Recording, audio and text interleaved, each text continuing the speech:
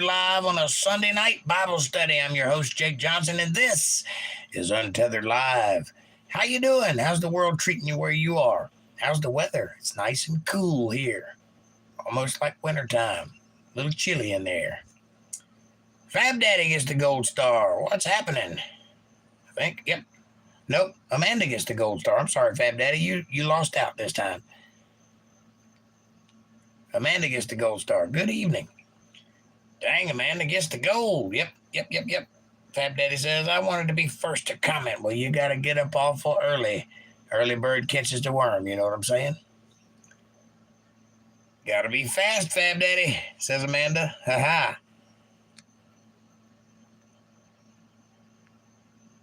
Make sure I'm on live chat here so I get everybody.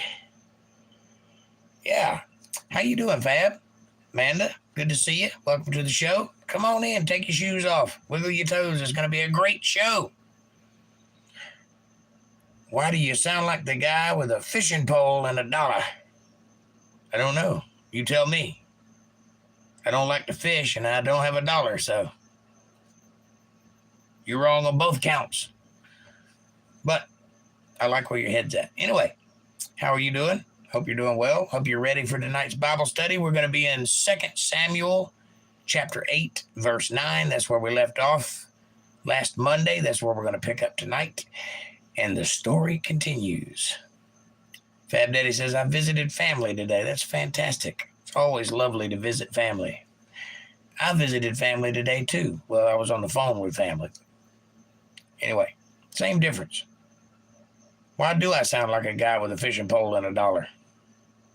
Be nice. Or are you talking about rabbit, carrot, stick kind of thing?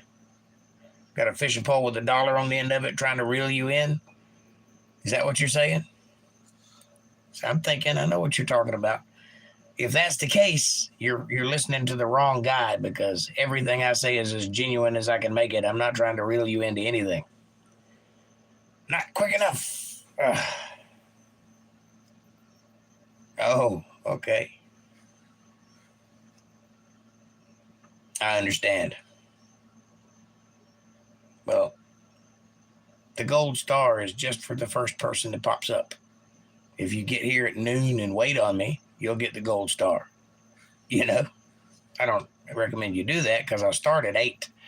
But, 7:30 might get you there.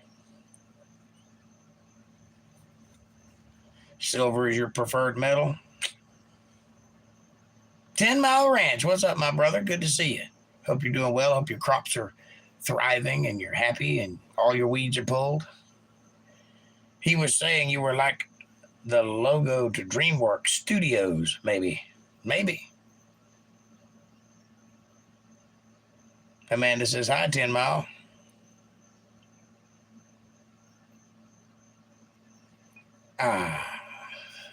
My peeps have arrived. It's lovely. 10 gets the bronze. I haven't worked out the triad of metals. I just give gold stars. But, if you want a silver and a bronze and a iron and a clay, we can do that. I want a certificate suitable for framing. I can do that. If you stick with me through the whole Bible, attend every study, start to finish, Genesis to Revelations, I will give you a certificate of graduation. I'll make one if I have to, but I could probably get one from the seminary. But you deserve it if you can stick through it. Bronze and copper and tin mixture. Bronze is a copper and tin mixture. Yes, it is. Texas Roadhouse for dinner tonight. Sounds like a good deal. Sounds like a good steak. I had a sausage for dinner. 10 Mile says, by the way, I say that a lot because it used to be on old ads or something. My brothers and I always made fun of the phrase, but very old and obscure, but funny to me, sigh. Fab Daddy says, I already own 3 degrees from YouTube. Do you now? Congratulations. Well, this wouldn't be from YouTube. This would be from my advanced college course on the Bible.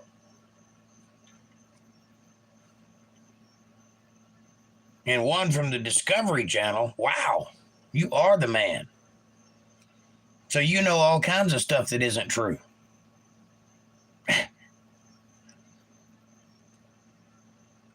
10 Mile says, I could have an Angus steak, but by the time I chased one down, dressed it, and cooked it, then get shot by the guy who owns the Angus, probably wouldn't be very appetizing, I would imagine. You betcha, says Fab Daddy. I'm just messing with you, man. I'm sure you're quite learned. After all, you like me. You can't like me unless you're learned.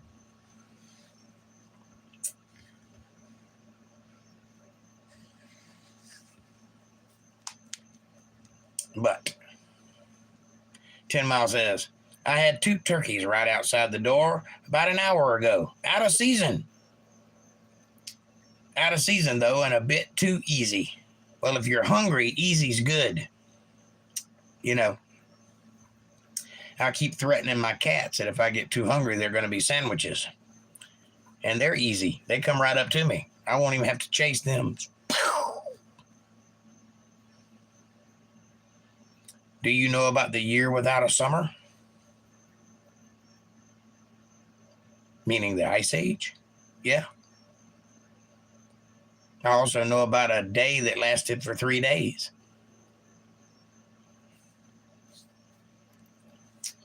I also know about a day where the sun danced in the sky for about 2 hours. Weird things happen in the solar system, especially when planets blow up and whatnot. I don't know this for certain, but it's a good guess. You know the asteroid belt? Well, they've now determined that it used to be a planet, and I concur. Joshua's 3-day day would have happened at the same time that planet blew up, causing the Earth to spin backwards for a moment due to the sheer force of it. It's the only thing I can think of in proximity that could cause something like that. But there's a scientific explanation for you in case you just don't believe it. What? Says Fab Daddy. Yeah. 10 Mile Ranch says, I like the birds hanging around, but when you have time, ask me about my barbecue vole on a stick. Yes, I'd love to hear about it. The year Krakatoa erupted. Kraka, spelling, phrasing. Krakatoa, I got you. Yeah, that could possibly do it too. Something caused it. The Bible records it, and not only does the Bible record it, but several other sources in history record it that have nothing to do with the Bible. So it happened. What caused it's a different story. I was referring to the volcano Krakatoa. I know. I got you. 10 is pretty fart smeller. He's a pretty fart smeller. Yes, he is. He's not as drunk as you think he is. Or he's not as think as you drunk he is. 10 Mile says, and not necessarily in that order. Ha ha. You get him, 10 Mile. Don't let him give you no shit about your ponytail. Where's my April at tonight? She's starting to slack on me. She's only been at every show for the past 5 years. I wonder if she's just tired of listening to me talk. I would be. Anyway, some pretty interesting things happen in the world. I would say a good explanation for the parting of the Red Sea could be Santorini exploding, or the asteroid that hit the Yucatan. Big one, 6 miles. They estimate. They don't know. Nobody does. But they see the crater. Those things could cause that to happen. 10 Mile says, in that case, maybe we should check on her. Yeah, text her and see what's up. Fab Day says, if you could do anything, what would it be? That's a good question. Just off the top of my head, I'm sure there are other things, but I could probably take a time machine back to when I was 19. That's what I'd do. There's other things too, but that's just what popped in my head. Fat Day says, or Aquaman? Huh?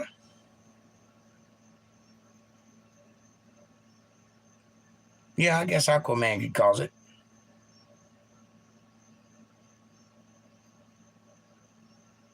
He wouldn't have been alive back then, though. He's kind of a young dude. Anyway, what say you, young people? What do you like? What would you do if you could do anything? Anything at all. I would make Jake admit he does know the cowsill's hair and then plays it. Well, I'll tell you what, I will learn it just for you. What would 10 do? Asks Fab Daddy. 10 Mile, what would you do if you could do anything other than that?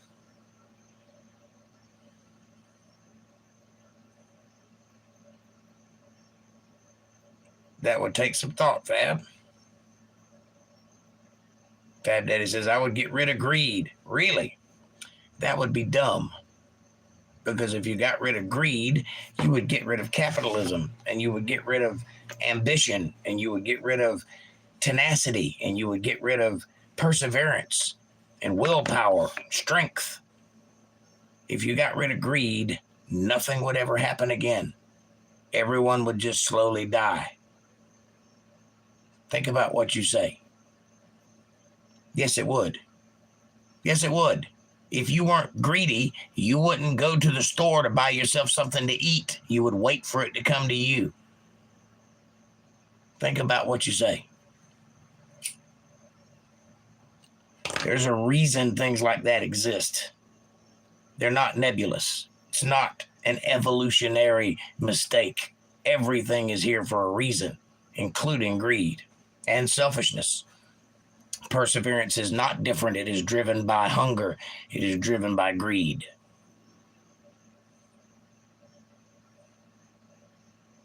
Fab Daddy said, 10 Mile says, like, is it one choice situation? Would make a difference? Of course. Maybe. But if you do away with ambition, greed, hunger, desire, not only would you never get laid, but you'd never do anything. You'd never have anything. You'd never be anything. What do you think drives people to become millionaires? To create things? What do you think causes people to invent things? It's not because they just had a great idea. Most likely it's because they were poor and didn't have anything and needed something. Necessity is the mother of invention. Necessity is driven by greed. That's my 2 cents. Money is the root of all evil. No, it is not. Money is not the root of all evil, buddy. Read your Bible. I do it every weekend for you. It says the love of money is the root of all evil, not money. Money is just a tool. It's just a thing. It means nothing. Your love for it, the greed you have for it, is what causes evil. Greed is bad, I agree. So is Satan. God created him too. Think about it.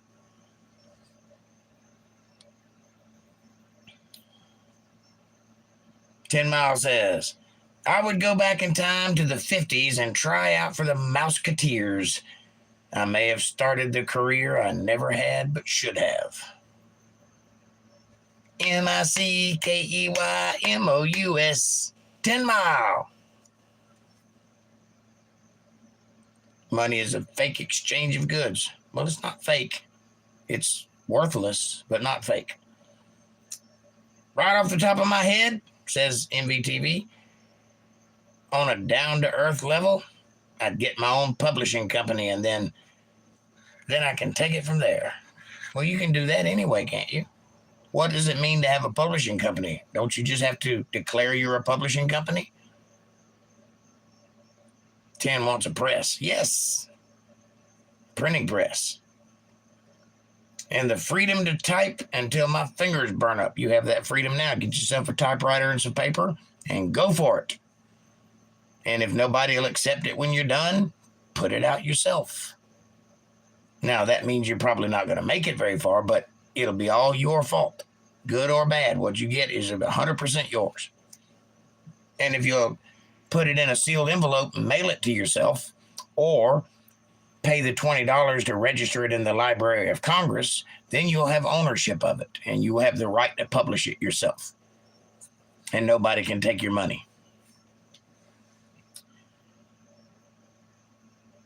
Amanda says, I would go back 27 years. That's funny. I would have been 19 about that time. It's only as good as the value we give it, says Fab Daddy. That's true. There are things that have intrinsic value, such as gold and diamonds and any rare element. They do have intrinsic value for certain reasons, which is why we back money with a thing that has intrinsic value, because money is just a magic Babylonian square. It has no value. It's an IOU, literally an IOU. But the thing it's supposed to be backed upon is supposed to exist in its place. That's why Fort Knox exists. However, Nixon took us off of the gold standard and put us on the petrodollar, so now Saudi Arabia is Fort Knox. And the oil that we get from them is what values our money. But since we have the national, whatever it is up there that prints money, I can't remember what they're called, the Fed, the federal, whatever it is. It's neither federal nor government, but they call it the Fed. It's a name, not a title. But they can print money. And the more money they print, the less value money has, because there's more of it out there that isn't backed by something of substantial intrinsic value, which is why the value of the dollar is crashing as we speak, which is what happened to the yen and the euro and is soon going to happen to the dollar, which is why people are going other directions, such as Bitcoin and things like that. It's not a good situation, but as long as that dollar is backed by something that has intrinsic value, it's worth that much. Simple as that. 10 Mile says, having a $50 million press, been there, done that on self-publishing too. See, you can do it. You old people, look back to youth. It ain't youth I'm looking back to, but thank you. I am happy whom I became. I wish you two could feel the same. Well, I'm happy who I became. I'm happy where I stand in life. I'm happy with what God has put before me. But damn, being 19 was fun. I'm happy what happened then too. So you ask me if I could do anything, what would I do? That would be it. Right off the top of my head. I mean, I could probably go back and meet Jesus or watch the pyramids be built or pet a dinosaur or something like that. Although I wouldn't be able to breathe if I went back there. But that's beside the point. Let's not get into the logistics of how the atmosphere has changed since the flood. But there's lots of things I could do. But that's high on the list. Why do you want to be 19 again? Well, that's for me to know, isn't it? Look, I'm blushing. I think you could figure it out.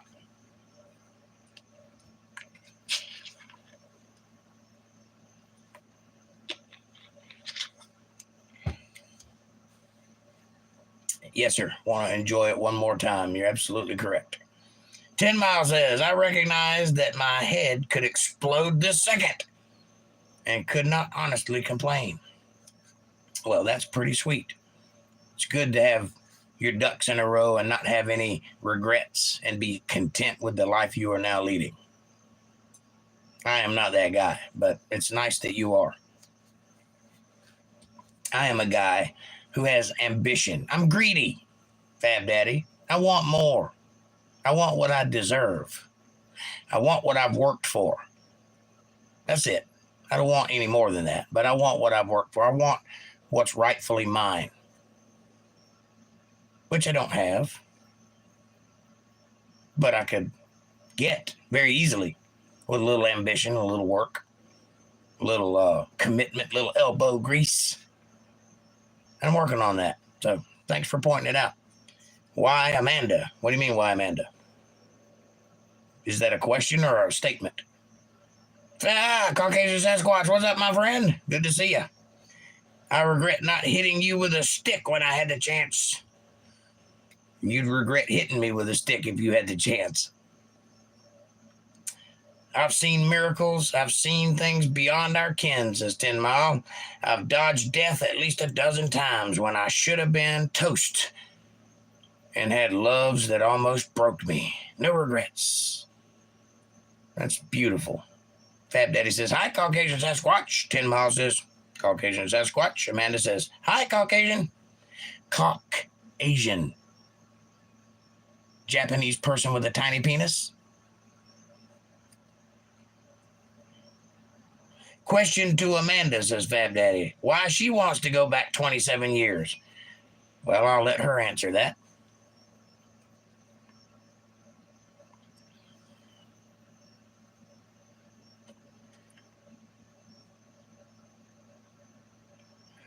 She says, because I would be with the love of my life. Much love, everybody, says Caucasian. Much love back to you, brother. You going to stick around a while, or are you just popping in? Good reason, says Fab Daddy. Very good reason.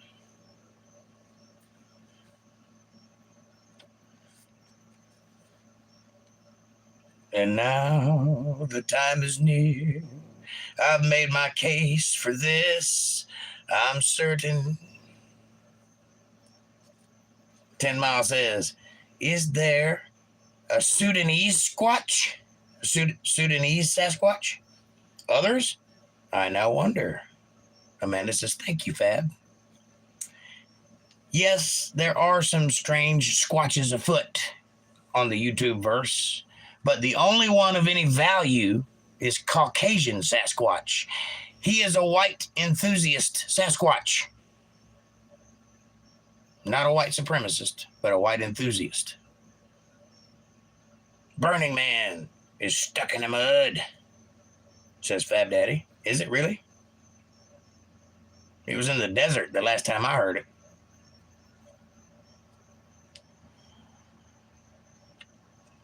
All right, boys and girls. It is 8:23. We got 2 more minutes and then we'll get started.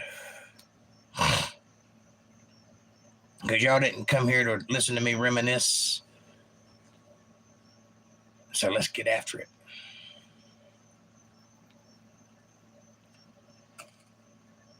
This show ain't going to preach itself. Thousands are stranded. Oh, Burning Man this year has been flooded, is what you're saying? And lots of people are stranded. Okay, well, that's crazy. 10 Mile says, Labor Day? Yo!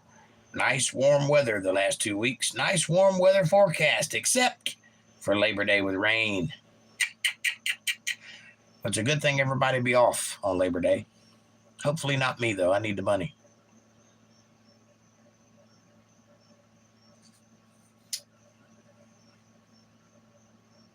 Coming up on the end of the year. Need to pay the bills. Can't be slacking off and taking days off. David, if you're listening.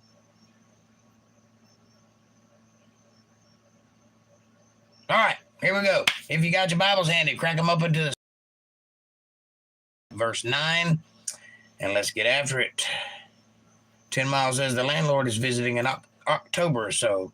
got a lot of work to do. Yeah, you want to show her your progress. You want her to be happy that you're there and make her tingle.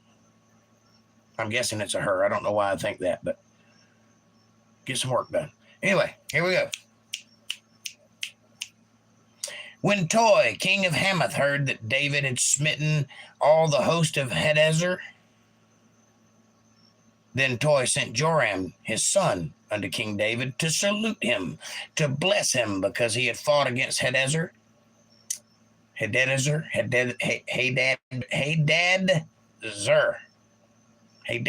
That's it. Hadazer. I got it. I did it. And smitten him. For Hadazer had wars with Toi, or Troy, if you're in a different language. And Joram brought with him vessels of silver and vessels of gold and vessels of brass, which also King David did dedicate unto the Lord. Always give your part to the Lord, the best part, a good part. If you do that, you will always receive more.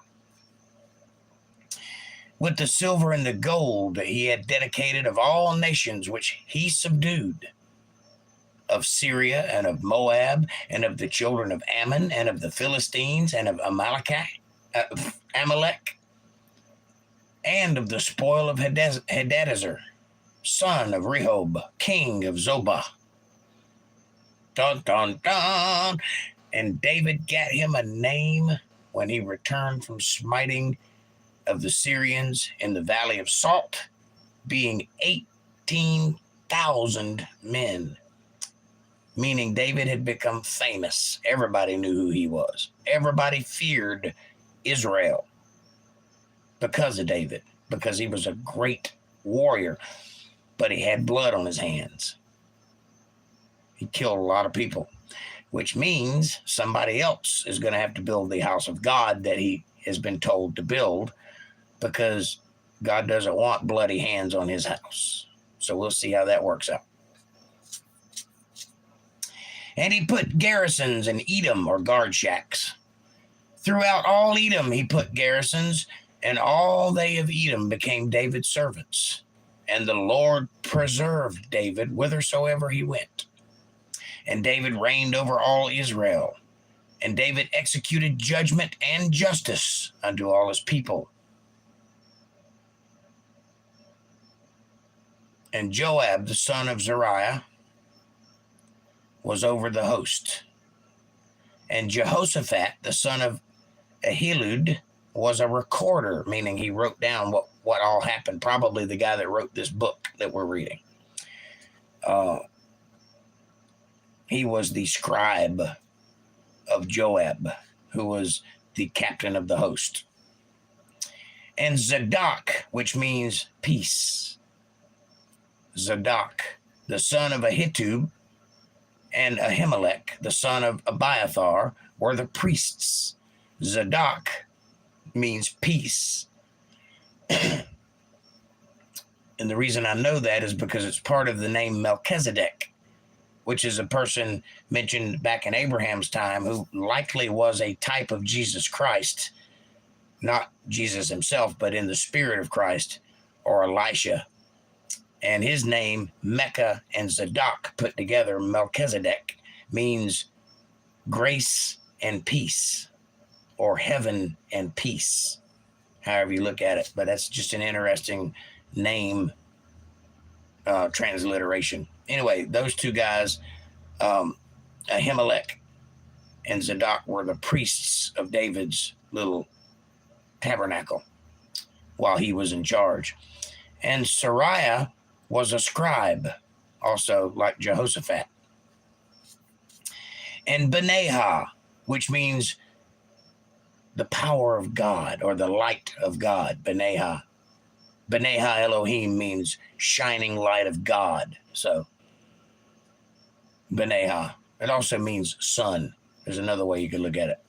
The son of Jehoiada was over both the Cherethites and the Pelethites, and David's sons were chief rulers. So his sons were princes. Obviously, they were in charge of different places.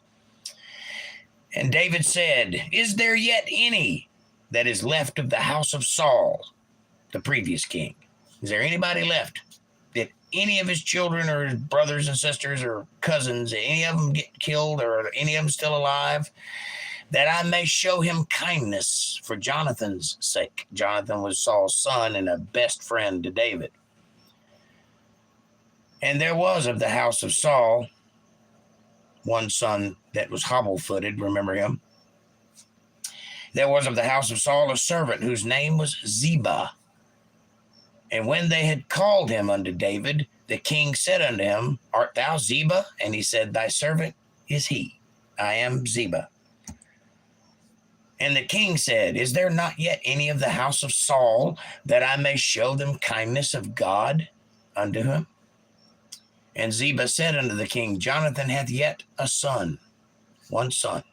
Jonathan had a child, which is lame in his feet, meaning he had clubbed feet, or some such. Might have had a, deformed ankle, but I'm guessing club foot. And the king said unto him, Well, where is he? And Ziba said unto the king, Behold, he is in the house of Machir, the son of Amiel, in Lodabar.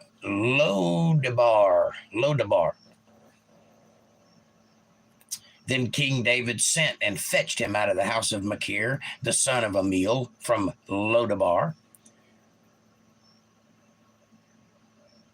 Now, when Mephibosheth, the son of Jonathan, the son of Saul, was come unto David, he fell on his face and did reverence. He showed obeisance. He showed respect to David.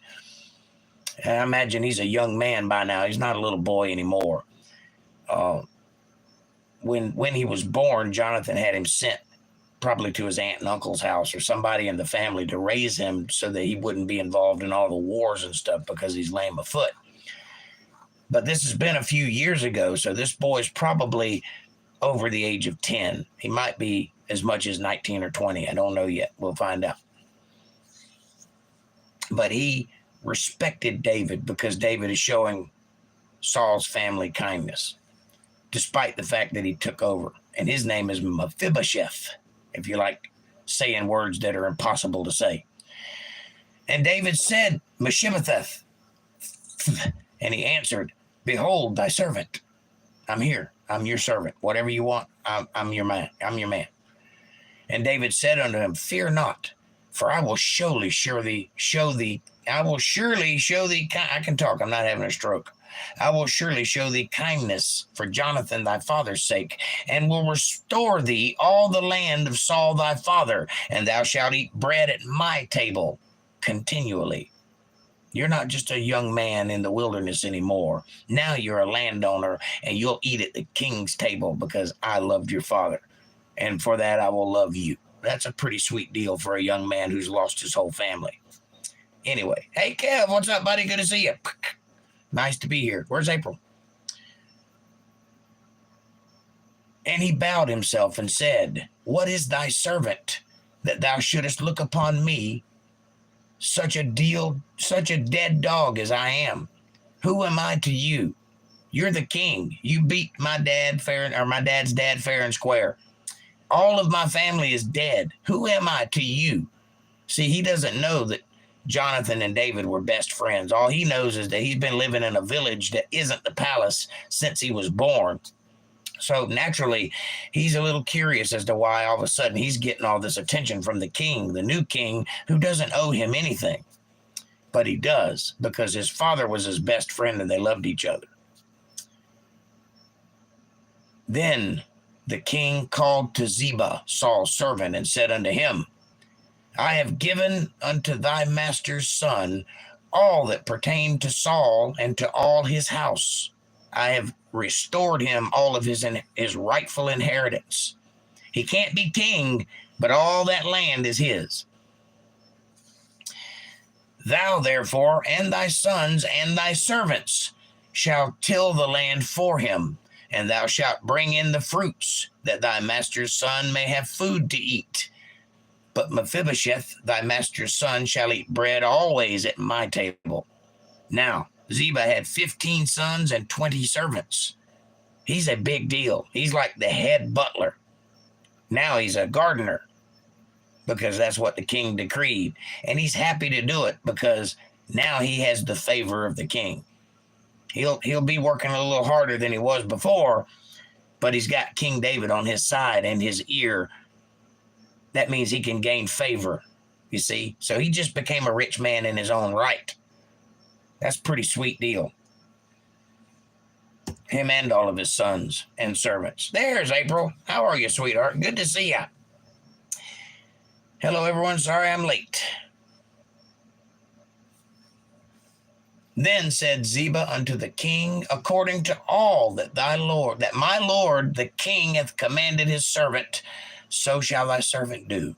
As for Mephibosheth, said the king, he shall eat at my table as one of the king's sons.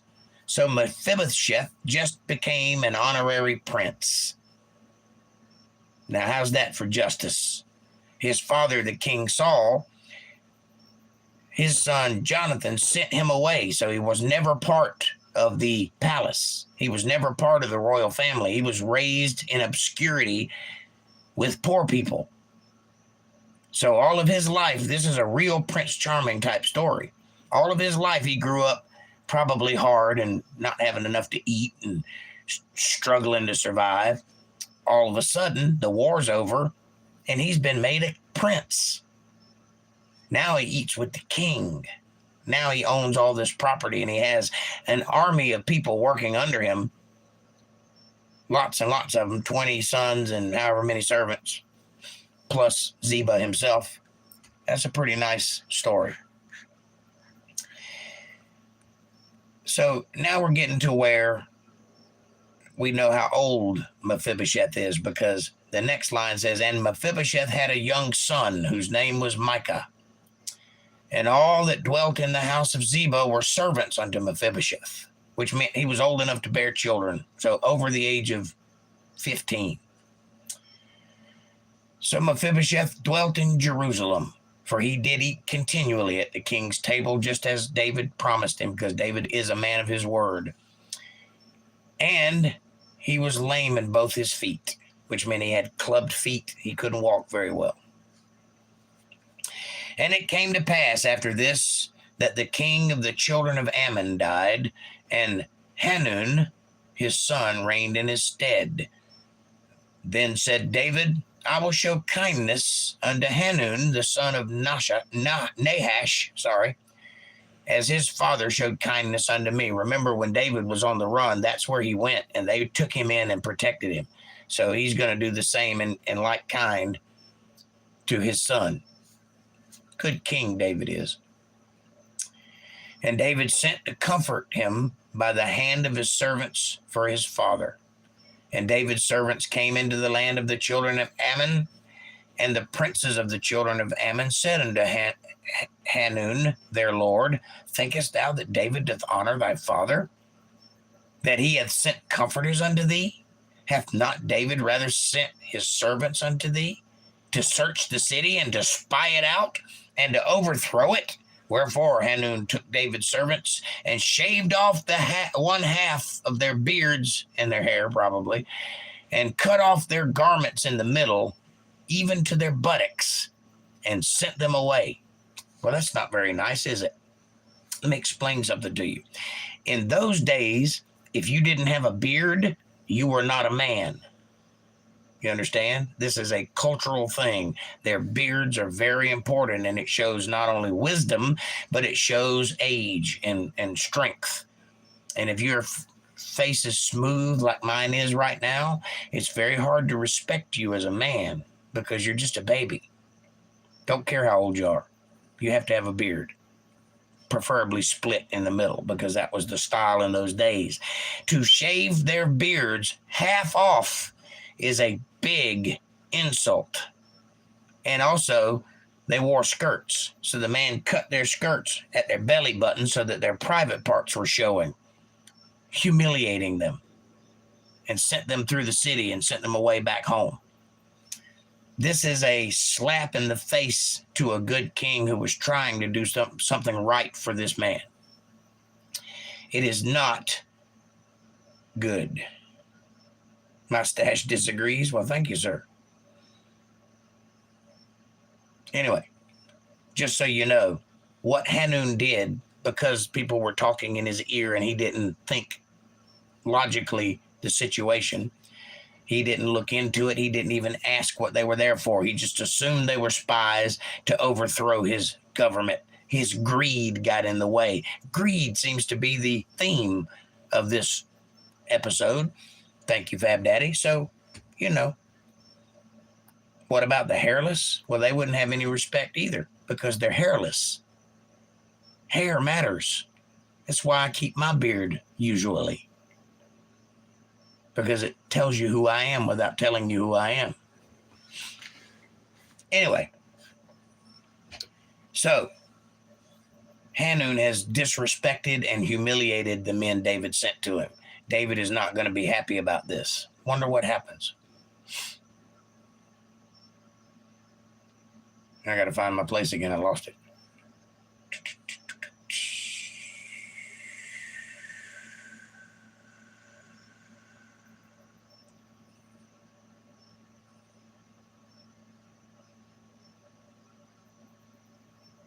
I got it.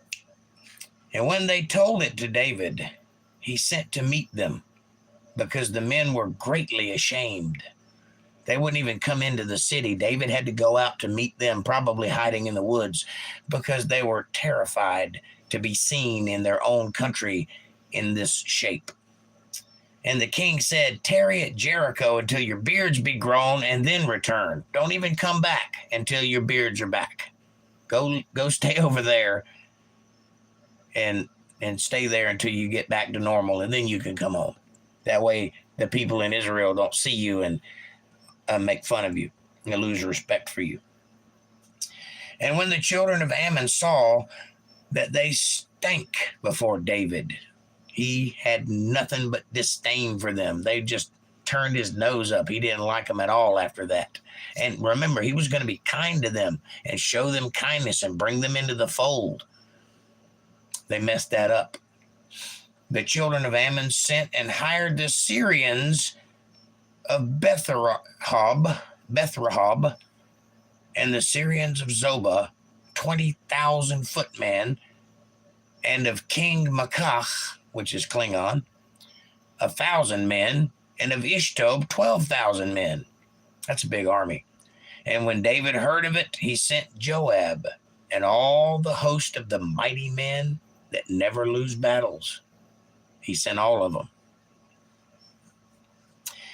And the children of Ammon came out and put the battle in array at the entering in of the gate, and the Syrians of Zobah and of Rehob and of Ishtob and of Machach, which is Klingon, were by themselves in the field. And when Joab saw that the front of the battle was against him before and behind, he chose of all the choice men of Israel and put them in array against the Syrians, and the rest of the people he delivered into the hand of Abishai, his brother, who also has an army, that he might put them in array against the children of Ammon. And he said, "If the Syrians be too strong for me, then thou shalt help me. But if the children of Ammon be too strong for thee, then I will come and help thee." So we got two armies fighting on two different fronts, and whoever is winning, they can spare some people to go over and help whoever's not winning. That's called teamwork, and they do quite well.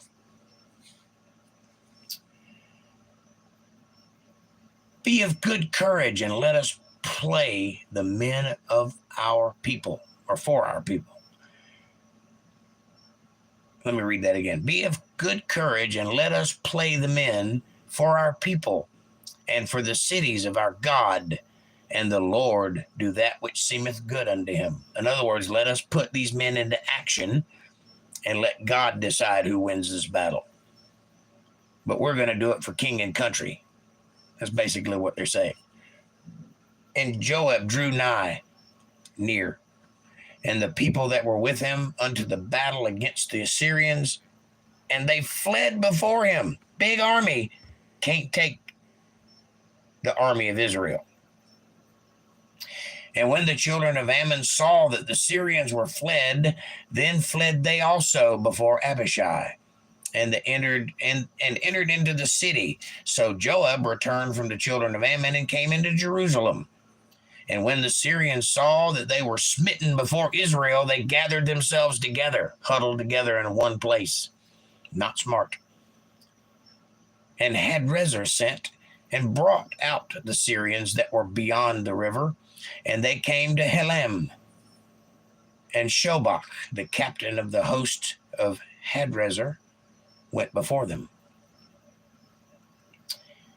And when it was told David, he gathered all Israel together and passed over Jordan and came to Helam. And the Syrians set themselves in array against David and fought with him because they had no other choice. They were trying to run. David came after them because you don't piss David off. It's as simple as that. He's going to win. He always does. And the Syrians fled before Israel, and David slew the men of 700 chariots of the Syrians and 40,000 horsemen. And he smote Shobach, the captain of their hosts, who died there. And when all the kings that were servants of Hadrezer saw that they were smitten before Israel, they made peace with Israel and served them. So basically, they became slaves to Israel. That's what happens when you pick a fight you can't win. So the Syrians feared to help the children of Ammon anymore. Syria has pretty much stayed out of everything since then. If you don't believe that, just go look at the Syrians and what they're going through right now. And the only time they've been in war since then is when we attacked them. So go figure. And it came to pass, after the year was expired, at the time when the kings go forth to battle, that David sent Joab and his servants with him and all Israel, and they destroyed the children of Ammon and besieged Rabbah. But David tarried still in Jerusalem. He didn't even bother to go on that journey. He just sent his men to go kill them. They were no threat at all at that point. Now that they no longer have Syria and all those little subdivisions around Syria to fight with them, they're not such a terrifying army anymore. So David didn't even bother to join that battle. He stayed in Jerusalem. And it came to pass in an eventide that David arose from off his bed and walked upon the roof of the king's house, and from the roof he saw a woman washing herself. And the woman was very beautiful to look upon. Now, David has many wives, and David loves women. So it's dark, and he can't sleep. So he gets up and he walks out on his terrace, and he's walking over to the edge, looking over. His happens to look down, and lo and behold, right below him is a woman on her terrace taking a bath. Any self-respecting man that I know would not be able to resist watching, and so did he. Here's the problem, though. He really liked what he saw. So much so that the next thing is going to happen. And then he made a very bad decision based on that lust. So let's watch. And David sent and inquired after the woman. And one said, "Is not this Bathsheba, the daughter of Elam, and the wife of Uriah the Hittite?" She's married, dude. It's okay to look at her and appreciate her beauty, but you can't have this one. She's married. And David sent messengers and took her, and she came in unto him, and he laid with her, for she was purified from her uncleanness, and she returned unto her house. Here's what happened. David wanted her so bad that he didn't care that she was married, and so he sent messengers to get her, and because he's King David, he got what he wanted. And she came and he had sex with her. And then he cleansed her and blessed her and sent her home to her husband. This is not a good thing. This is what the Bible refers to as adultery. This is one of the 10 commandments. You don't covet another man's wife, and you certainly don't commit adultery. Adultery does not mean to have sex out of wedlock. It means to have sex out of your right to have sex with someone. If someone's married, you don't have a right. And they don't have a right because they're betrothed. And this is what has happened. Hi, Moon, M-O-O-N, that spells moon. Welcome to the show. I hope you like what you hear so far. Stick around, hit the subscribe button if you dig it. All right. So David has done a boo-boo. He has broken 2 of God's commandments as an anointed man of God. Not a smart play. See how it works out for him. Do you think God likes this behavior? I bet he don't. Let's find out. And when the woman conceived and sent and told David and said, I am with child, because, David has strong swimmers, and naturally she gets pregnant first time. David sent to Joab saying, send me Uriah the Hittite, her husband. And Joab sent Uriah to David. Now here's where the real sin. Now God might forgive you for adultery, especially if you feel bad about it and repent and go on your way and sin no more. Here's where the real problem starts. David knows this woman has a child of his and that her husband works for David's army and that he's a pretty bad dude and isn't going to like knowing she's pregnant by David. So what does David do? You think he mans up and fesses up to him and says, I knocked your wife up, so, we're going to deal with it? Nope, that's not what happens.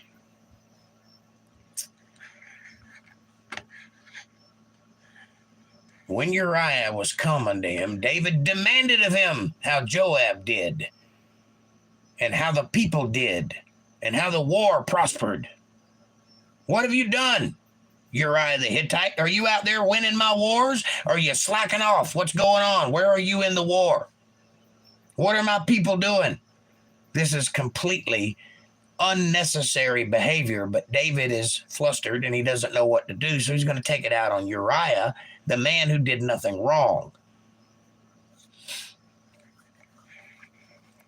And David said to Uriah, go down to thy house and wash thy feet, hoping that he would go and make love to his wife, since he's come off the battlefield, and then there would be an excuse for her to be pregnant. You see what's happening here? And Uriah departed out of the king's house, and there followed him a mess of meat from the king. So he sent plenty of food with him. Why? He wants him to be home. He wants him to have sex with his wife so that he can blame her pregnancy on that. So he's going to make sure they're well fed and well taken care of and have some privacy. Just go and do your wife. And, he's been at war, so he hasn't been close to his wife for a while. Here's what he didn't count on, though. Uriah is a good man. And when they had told David, saying, Uriah went not down to his house, David said unto Uriah, camest thou not from thy journey? Haven't you been at war for like a year? Don't you want to go see your wife? Why then didst thou not go down unto thine house? Why didn't you go sleep with your wife? I gave you the night off. There's your house. Go to it.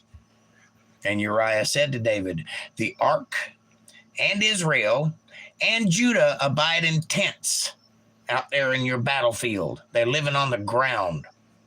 And my lord Joab and the servants of my lord are encamped in the open fields. Shall I then go into mine house and eat and drink and lie with my wife as thou livest, and as thy soul liveth? I will not do this thing, says Uriah. Who do you think I am? I'm a warrior for David's army, God's army. And all of my men are out there on the battlefield laying on the ground while they sleep and fighting for you during the day. And you think I'm going to go home and be lapped in luxury and lay with my wife and get all the privileges that none of those men can have because you said so? No, sir. I'm a loyal warrior of God's army.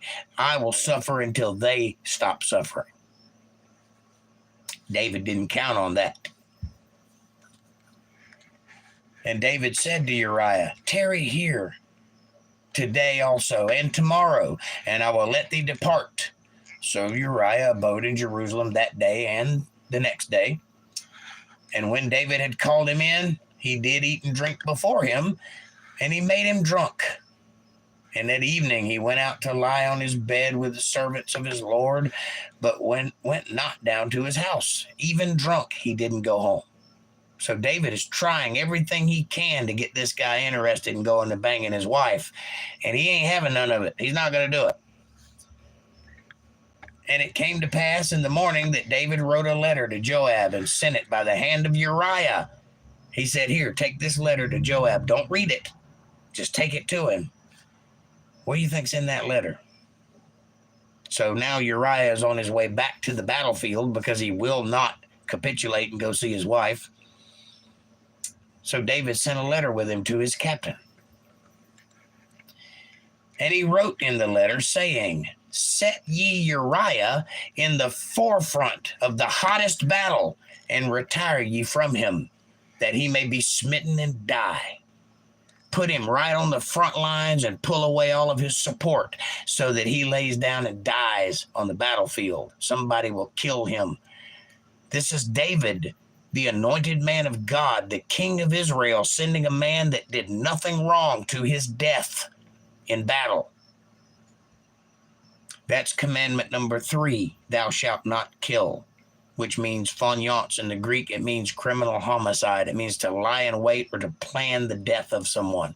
Thou shalt not do that. David did that. You think David's going to get away with it? I don't think so.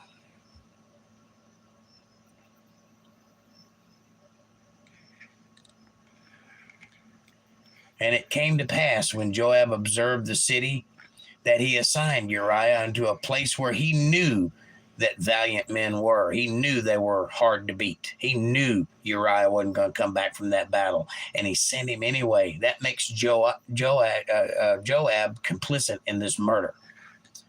He won't survive it either, I assure you. And the men of the city went out and fought with Joab, and there fell some of the people of the servants of David, and Uriah the Hittite died also. Murder accomplished.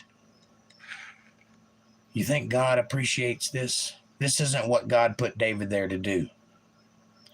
Then Joab sent and told David all the things concerning the war, and charged the messenger, saying, when thou hast made an end of telling the matter of the war unto the king, and if so be that the king's wrath arise, and he say unto thee, wherefore approacheth ye so near unto the city when ye did fight? Know ye not that they would shoot from the wall? Who smote Abimelech, the son of Jerubbesheth? Did not a woman cast a piece of a millstone upon him from the wall, that he died in Thebez? Why went ye near the wall? Then say thou, thy servant Uriah the Hittite is dead also. See what's happening here? He's sending a report to David about the war. He says, don't say anything until the king gets mad. If the king gets mad when you're talking about all the dumb things we've done in this war, mention that Uriah died and it'll calm him down, because that's what he really wants to hear. So give him the bad news first and then tell him what he wants to hear. And that way he won't like cut your head off or anything. Pretty smart thinking. So the messenger went and came and showed David all that Joab had sent him for.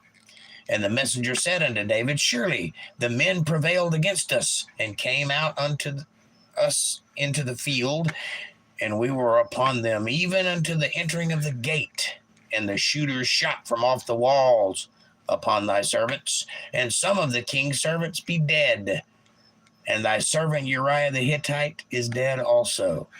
And then David said unto the messenger, thus shalt thou say unto Joab, let not this thing displease thee, for the sword devoureth one as well as another. Maketh thy battle more strong against the city, and overthrow it, and encourage thou him. This is a slap on the wrist from David. Don't be discouraged. You live by the sword, you die by the sword. Just make your fortifications stronger and take that city already. That's what I sent you there to do. Go do it. In other words, get back to the business at hand. You did what I asked you to do with Uriah, and I'm happy about it. Now, go take that city. Now you can concentrate on that. David should be ashamed of himself.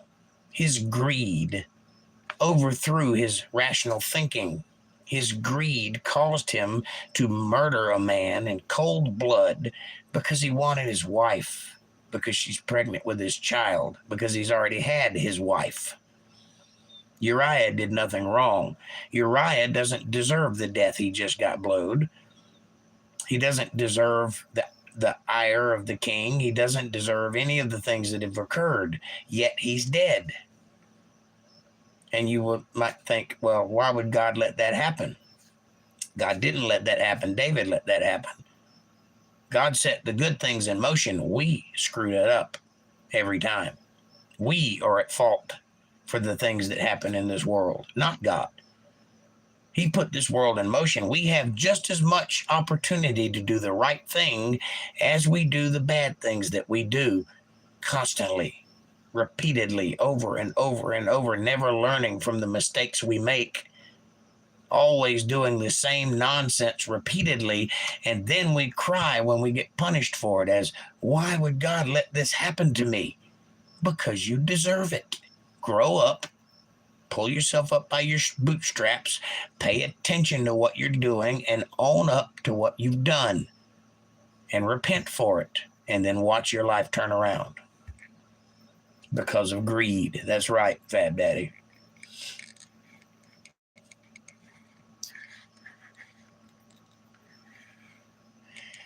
And when the wife of Uriah heard that Uriah, her husband, was dead, she mourned for her husband because she loved him. She didn't want David's advances. She didn't come on to David. David saw her naked on a rooftop in the middle of the night where she thought nobody was looking, and he sent for her and then had his way with her.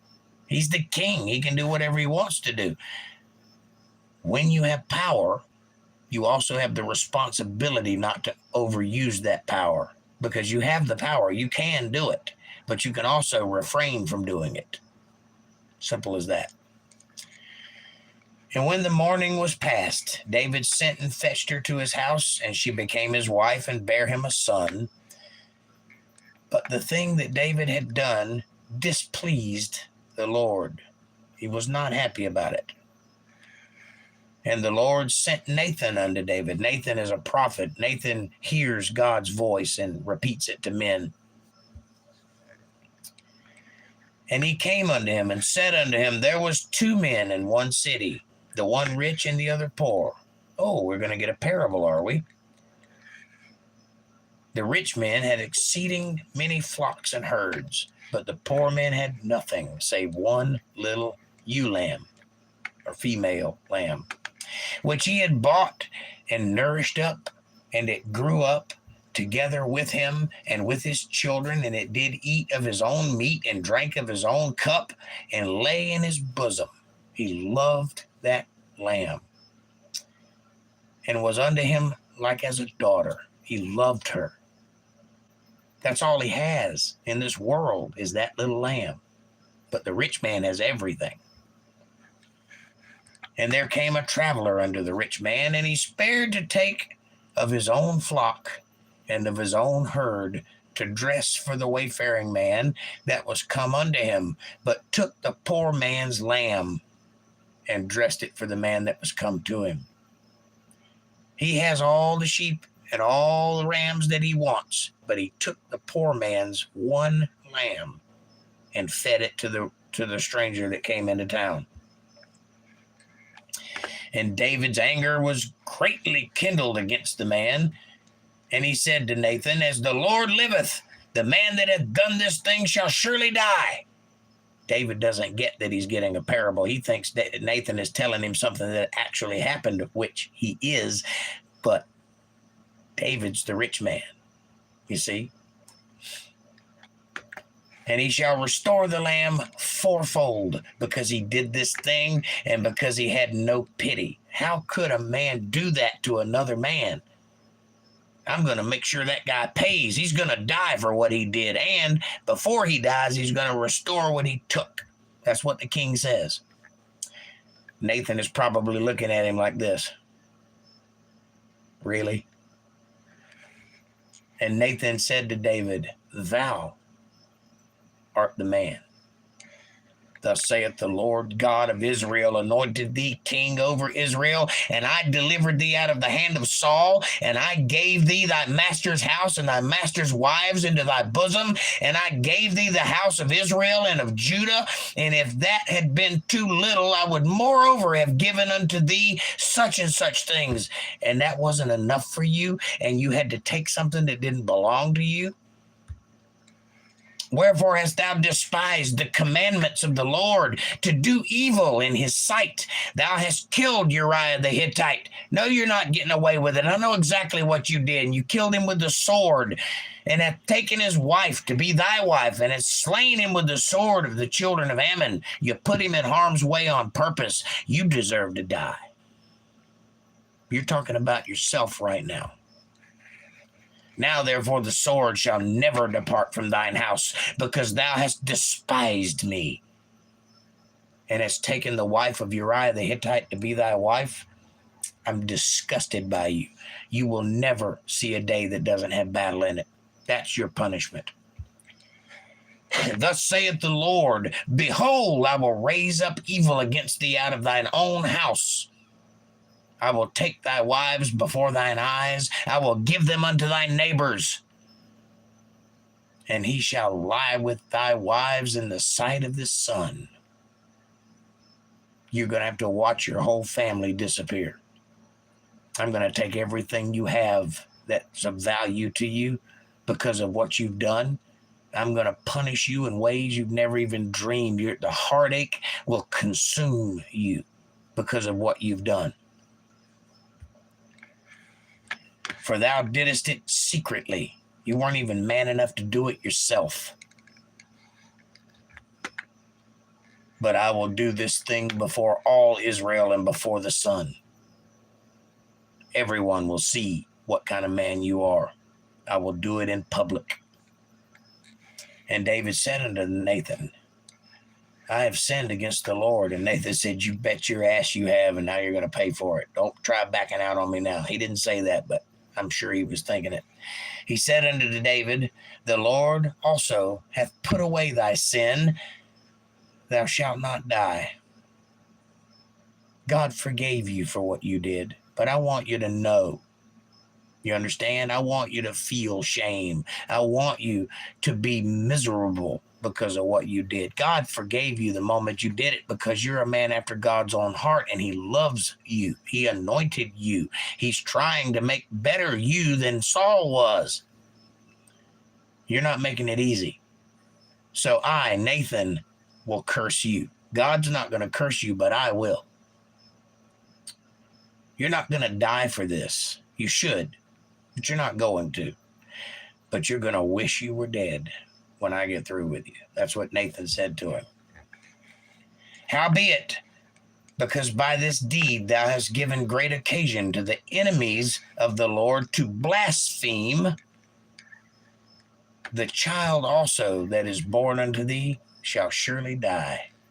You're not going to get to keep that young'un, because his very existence tells everybody they can just do whatever the hell they want to do. There's no rules that have to be kept. If the king can get away with it, I can get away with it. You have made it possible for everyone here to think they can blaspheme and not die because God showed you favor. So, you're not going to get to keep that boy. He's going to die. You're going to feel that too. All your wives will be taken from you, and they'll be sleeping with your neighbors right in front of you, in front of God and everybody. You'll be the laughing stock of Israel because you can't keep a wife. That's what you deserve for what you did.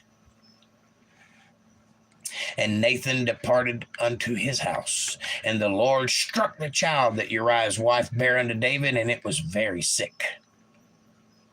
And David therefore besought God for the child, and David fasted and went in and lay all night upon the earth. It doesn't matter, David. You can beg all you want. You asked for this.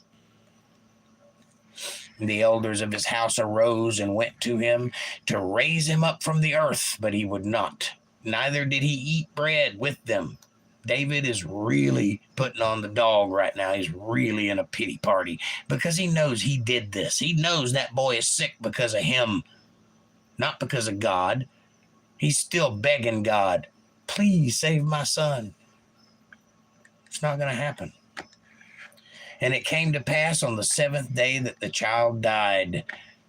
And the servants of David feared to tell him that the child was dead, for they said, behold, while the child was yet alive, we spake unto him, and he would not hearken unto our voice. He was dumb. He couldn't understand what people were saying to him. How will he then vex himself if we tell him that the child is dead? But when David saw that his servants whispered, David perceived that the child was dead. Therefore David said unto his servants, is my child dead? And they said, he is dead. And then David arose from the earth and washed and anointed himself and changed his apparel and came into the house of the Lord and worshipped. Then he came to his own house, and when he required, they set bread before him, and he did eat. Funny how he came out of that morning just as soon as the kid died, right? Almost like David really didn't care about the youngin' in the first place. Cared about the image of all this. He cared about what people thought. He was greedy with his emotions. Then said his servant unto him, what thing is this that thou hast done? Thou didst fast and weep for the child while it was alive, but when the child was dead, then thou didst rise and eat bread. What is going on with you? You're not mourning because he's dead. You mourned while he was alive? I don't understand. And he said, while the child was yet alive, I fasted and wept, for I said, who can tell whether God will be gracious to me that the child may live? That's why, because I still had a chance to save him. That's why I was fasting and praying and mourning, because I was trying to get God to save the child. I know now that that's not possible. But now that he is dead, wherefore should I fast? Why should I be worried about it? He's dead. There's nothing I can do about it now. Can I bring him back again? Shall I go to him? But he shall not return to me. What, should I kill myself? That's David's thinking logically here, but it's pretty rough on a father to lose a child. I can promise you that with 100% certainty. And David confronted Bathsheba, his wife, and went in unto her and lay with her, and she bare a son, and he called his name Solomon. This is the second child. The first child died, so he tried again and succeeded this time, and the Lord loved him. Why? Because Solomon did nothing wrong. Now, Bathsheba, for better or worse, is David's wife, and they legitimately had their own child, and that is a child God could love. He did not love that bastard that was a product of murder and incest, or whatever you want to call it, not incest, but adultery. He did not love that, but he loved this child, Solomon. Ended up being the wisest person ever to live.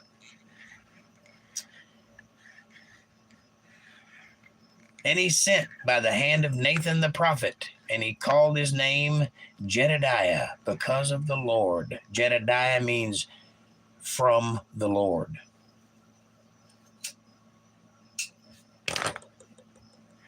And Joab fought against Rabbah and the children of Ammon and took the royal city. So finally they got the city after all that. And Joab sent messengers to David and said, I have fought against Rabbah and have taken the city of waters. Now, therefore, gather the rest of the people together and encamp against the city and take it, lest I take the city and it be called after my name. Getting a little mouthy with the king there. And David gathered all the people together and went to Rabbah and fought against it and took it. And he took their king's crown from off his head, and the weight thereof was a talent of gold with the precious stones all around it. And it was set on David's head, and he brought forth the spoil of the city in great abundance. They won this battle, and they got that royal city. And now David has an actual crown upon his head that he took in battle.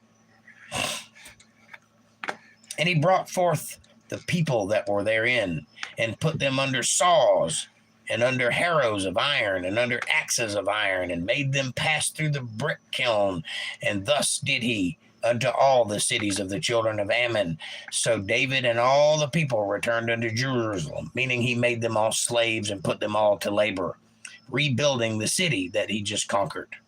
So that's why things like that get done.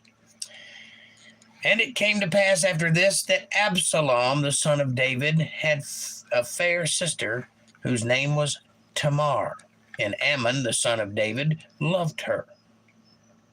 This is incest, by the way.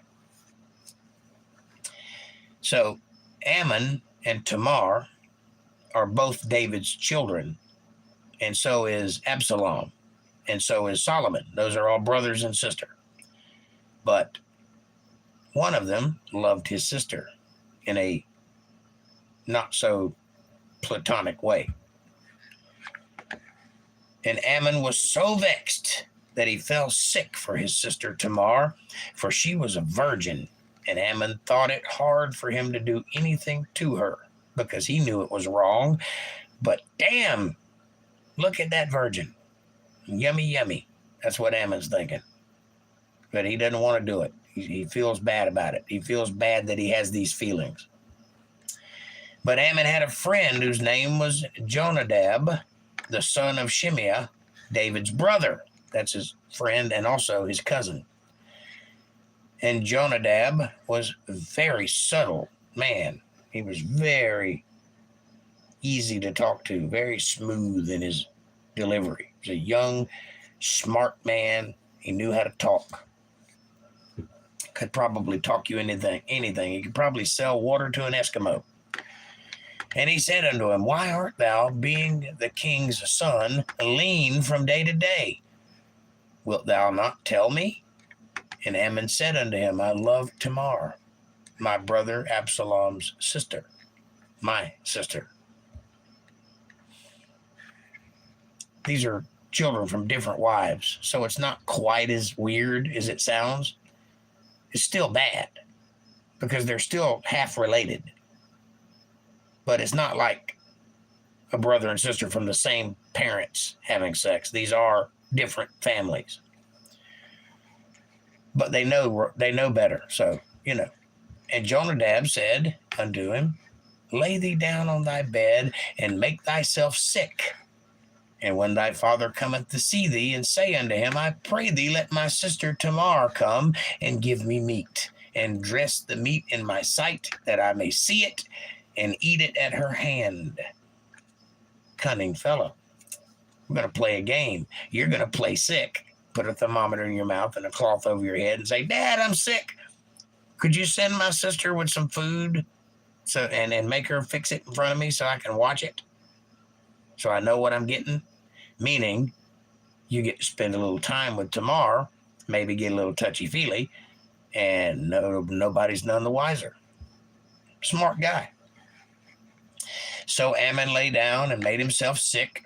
And when the king was come to see him, Ammon said unto the king, I pray thee, let Tamar my sister come, and make me a couple of cakes in my sight, that I may eat at her hand, that she can feed me, because I'm too sick to sit up myself and eat. This is obviously nonsense, but David sent home to Tamar, saying, Go now to thy brother Ammon's house, and dress him meat. Go take care of your brother. He's sick. David doesn't realize what's going on. So Tamar went to her brother Ammon's house, and he was laid down, and she took flour and kneaded it and made cakes in his sight and did bake the cakes. And she took a pan and poured them out before him, but he refused to eat. And Ammon said, Have out all the men for me. Get everybody out of here, so it's just you and me. And they went out every man from him. And Ammon said unto Tamar, Bring the meat into the chamber. Bring it to the bedroom. that I may eat of thine hand. And Tamar took the cakes which she had made and brought them into the chamber or the bedroom to Ammon, her brother. Notice that it's emphasizing this is her brother. And when she had brought them unto him to eat, he took hold of her and said unto her, Come lie with me, sister, my sister. Come lay with me. Let's have sex. And she answered him, Nay, brother, do not force me, for no such thing ought to be done in Israel. Do not thou this folly. She's a smart cookie. She knows God's not going to like this. This ain't right. Let's not screw around and do something you're going to regret. And I, whither shall I cause my shame to go? For as for thee, thou shalt be as one of the fools in Israel. Now therefore I pray thee, speak unto the king, for he will not withhold me from thee.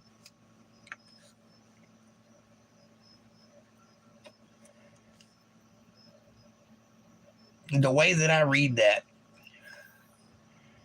is basically her saying, look, I would sleep with you, but I'll be put to shame for it. You being a prince and a man, it'll just be another notch in your belt. They'll just consider you a fool of Israel, but it won't hurt you. It will haunt me the rest of my life. Go ask Dad if we can get married. That's the way I'm reading this. So, because if we get married, then it won't be shameful. I don't know if that's the way that that's intended, but that's the way it sounds to me. What do you think? Howbeit he would not hearken unto her voice, but being stronger than she, forced her and lay with her. He raped his sister against her will. Then Ammon hated her exceedingly, just like a man. Get that ass and then hate her for it. So that the hatred wherewith he hated her was greater than the love wherewith he had loved her. And Ammon said unto her, Arise and be gone. I'm disgusted by you now. I've had my way with you, and it probably didn't work out well. He probably, I swear this has never happened to me before. One of those situations. But he hated her now. Ugh, you slept with your brother. Well, that was you. Doesn't matter. I'm a guy. What can I do? And she said unto him, There is no cause. This evil in sending me away is greater than the other that thou didst unto me. Pushing me away is worse than what you just did, raping me. But he would not hearken unto her. So now, not only was she raped, but now she has to live with the fact that her brother took her out of wedlock, and everybody's going to know about it. It's bad news for her. Then he called his servant that ministered unto him and said, Put now this woman out from me and bolt the door after her. I've had my fun with her. Now get her out of here. Not a good fellow. And she had a garment of divers colors upon her, many colors. For with such robes were the king's daughters that were virgins apparelled. That's what the young women of king's family wore, many colors. This is prevalent in Israel, by the way. Joseph also had a coat of many colors. Moses also had a robe with stripes on it, many colors. Then his servant brought her out and bolted the door after her. And Tamar put ashes on her head and rent her garment of diverse colors that was on her and laid her hand on her head and went crying. In other words, she was mourning. This is a way the Israelites show their mourning.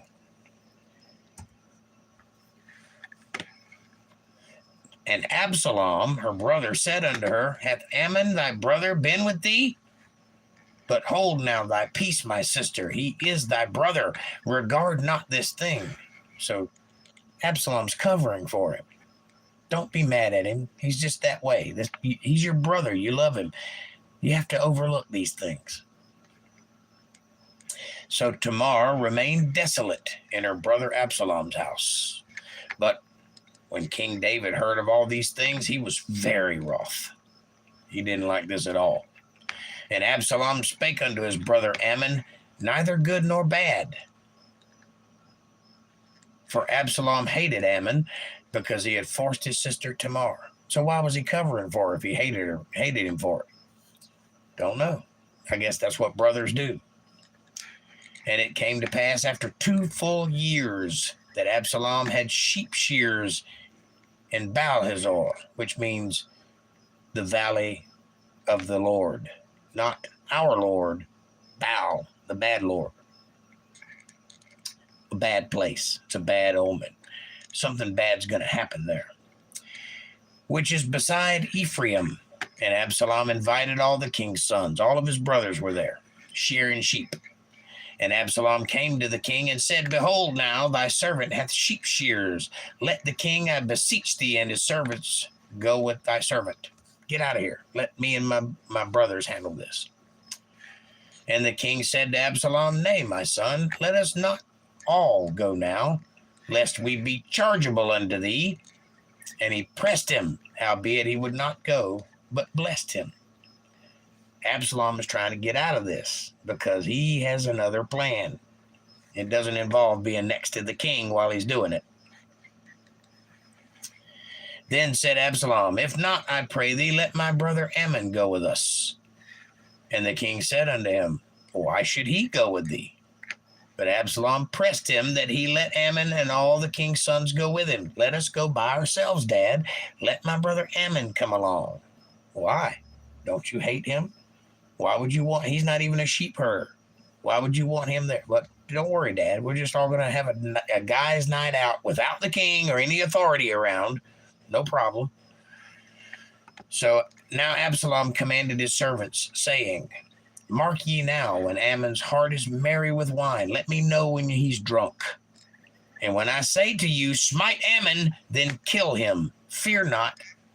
Have not I commanded you? Be courageous and be valiant. Don't be worried. Don't get scared. I'm the prince, and I'm telling you to kill my brother. You will not get in trouble for it. But as soon as he's drunk, let me know, and we'll act on it. And the servants of Absalom did unto Ammon as Absalom had commanded. Then all the king's sons arose, and every man gat him up upon his mule and fled, probably terrified because one of the princes has been killed. David is not going to be happy. So they're all getting out of Dodge. And it came to pass, while they were in the way, that tidings came to David, saying, Absalom hath slain all the king's sons, and there is not one of them left.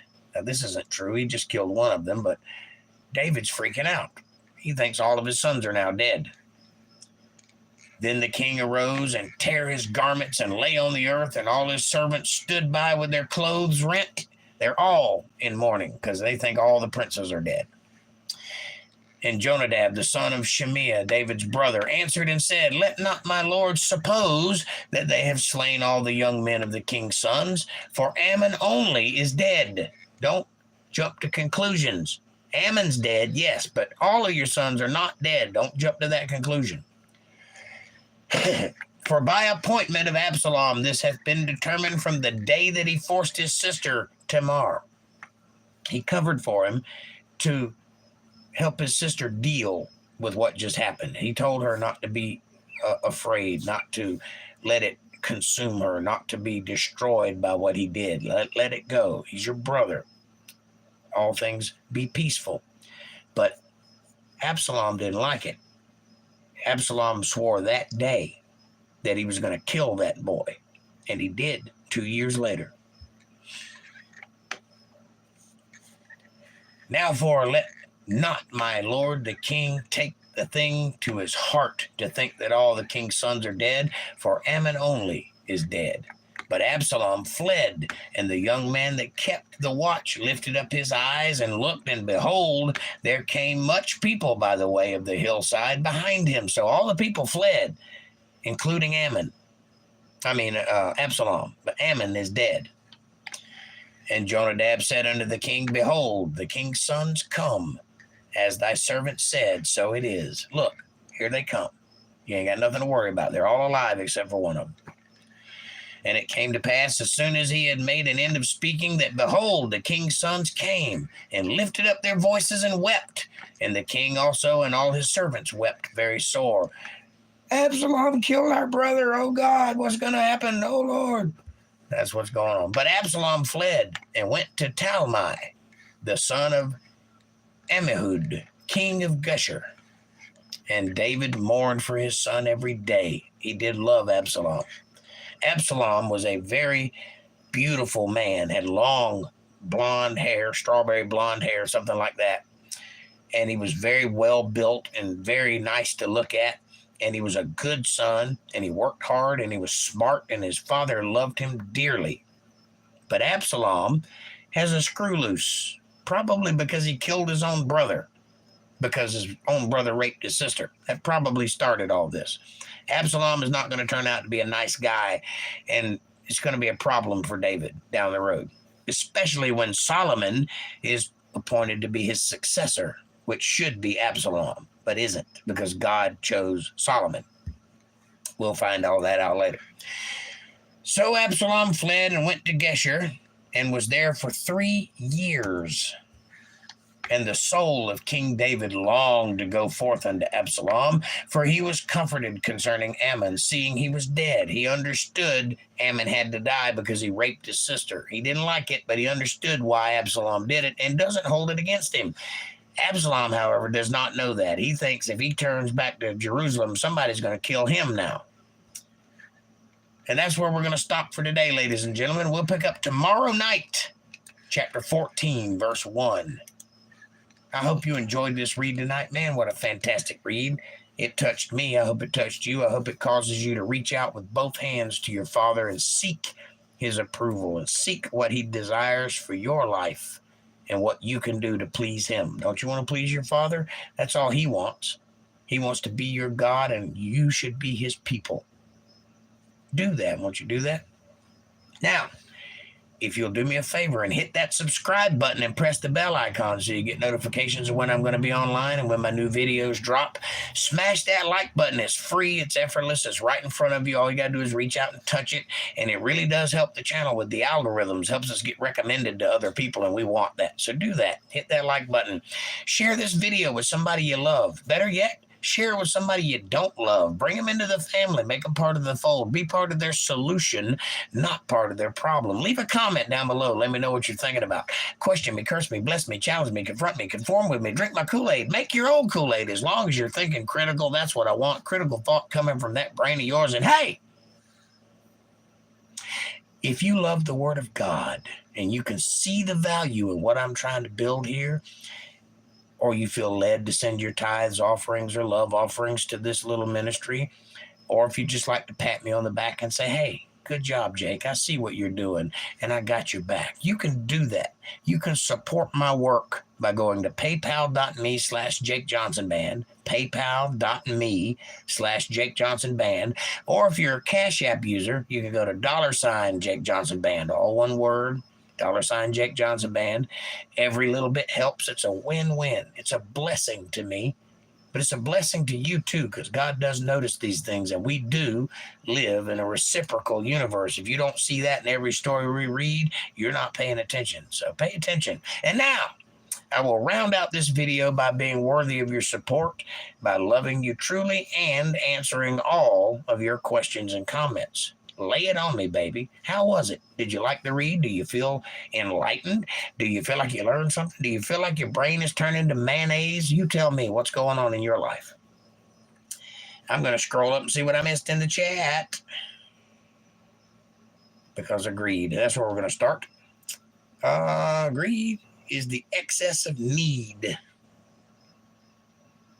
Maybe. That sounds reasonable. Too much of anything is bad. Yes, all things in moderation, especially in moderation. Even love. No, too much love ain't a bad thing. Rich man north of Richmond. Amen, says April. Or, no, she says smiley face. Fat Daddy says, I am playing guitar while I hear Jake read the Bible. Well, that's good. You should probably be paying attention, but, you know. Get your licks in. That's awesome. So sad, says April. It is. Kevin Cox says, hey, Fab Daddy. Hey, Squatcho. Amanda says, good read, Jake. Fab Daddy says, I stayed for the whole read. That's awesome, Fab Daddy. I appreciate you being here. Thank you for that. Amanda says, good job, Fab, LOL. Fab says, when do you get internet? Well, I'm trying to get it next week. I have a little thing here. Just came in the mail, so I'm going to give that a shot. I've got to find another carrier because my provider has bailed on me for some reason that I've yet to find out why. Exactly. I know kind of why, but I don't know exactly why. But that's okay. I'll just get more internet. But until then, you just have to deal with my phone. I'm working as hard as I can. If you'd like to help, paypal.me/Jake Johnson Band or $ Jake Johnson Band on Cash App. I could use it. That's up to you, though. Do what God leads you to do.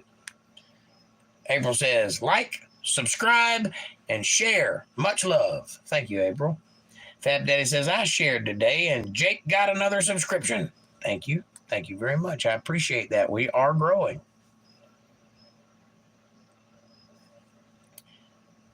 WTF, Fab Daddy. Thank you. Oh, no, the WTG. Way to go, Fab Daddy. Thank you. Says Amanda. Kevin Cox says, sports update for Diego in Mexican soccer. Monterrey beats Chivas 2-1. Back to you, Bob. I think that's all that I missed. Let me go back up and make sure I didn't miss anything above the greed comment. Oh, Moon. Hi, Moon. Are you still with us? Greed is wrong. April. I am nice, says Fab Daddy. But I like to stir the pot sometimes. Can't have the bottom burn. True. I don't mind you stirring the pot. As long as you pay attention, as long as you show respect to the people that are in the chat, you can burn all you want, baby. Give me hell. I'll take it and give it right back. I shared with my son. I wonder if he comes. Is Moon your son? That would be awesome. He is. Hi, son. Moon, welcome to the show. A friend of Fab Daddy's is a friend of mine. Fab Daddy says, Jake is reading the Bible. If you have any questions, just ask. Thank you, sir. And I will answer as honestly as I can. Hello, Moon. Good to see you, love, says April. Hi, Moon, says Amanda. Loving it, man, says Moon. Subbing right now. Thank you, Moon. Welcome to the show. Hope to see you back. What is your favorite color? This one. I love ox blood. I love maroon. I also love black. But my favorite color is probably some version of maroon or orchid. Fab Daddy says, Americans spell it color with no U. What happened to you? Huh? Well, maybe he's not American.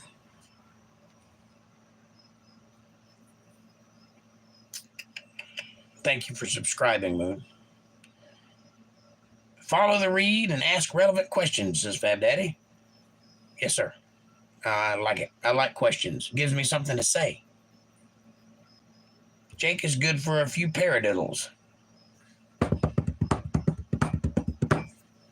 Paradiddle. Fab Daddy says, I am a happy Fab Daddy 44. My son made me want to learn the Bible more, a.k.a. watch you, Jake. Fab Daddy, I'm grateful for your son. I'm grateful for you. I want you to be here with me and learn as much as you want to. And I'll do my very best to describe it in a way that makes sense, in a way you can digest it, and in a way that won't bore the tears out of you. If I accomplish any of that, I consider it a job well done. So I hope you're in it for the long haul, and I hope we make some good decisions together.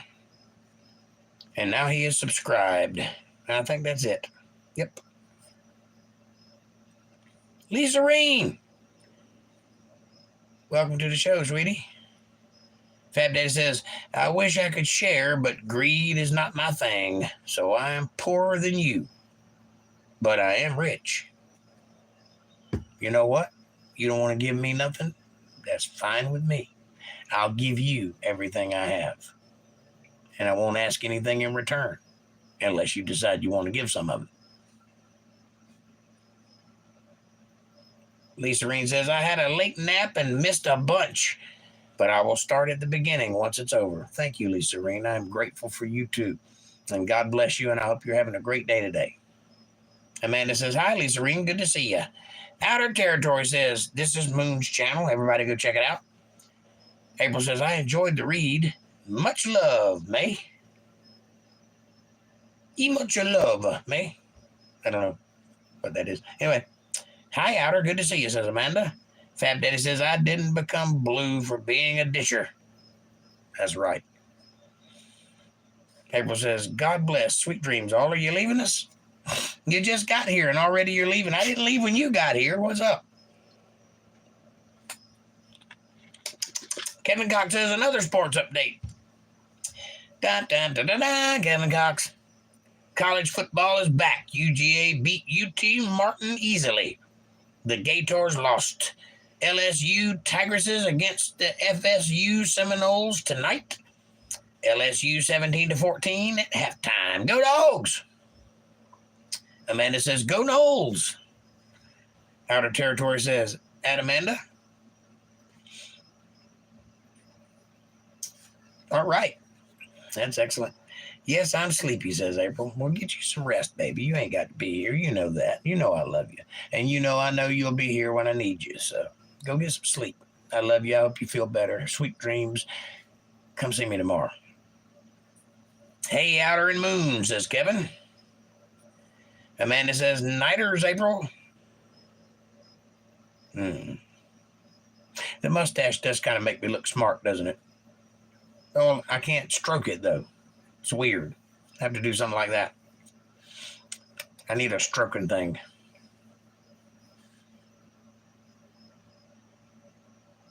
Maybe I should rephrase that. I have a stroking thing. I need a beard to stroke. Outer Territory says, sports update here. Rabbitoo caught his chunk of bread and outrun the cats to a safe goal. Roberto. Not Rabbitoo. Roberto. Your sport reporter is a Florida lover. Icky. Well, my sport reporter is in Florida, so icky. But still. And not one person has sent me some crystal meth. What's up with that? Not one. I love y'all too, says April. I love you too, sweetheart. Have a good night and God bless you.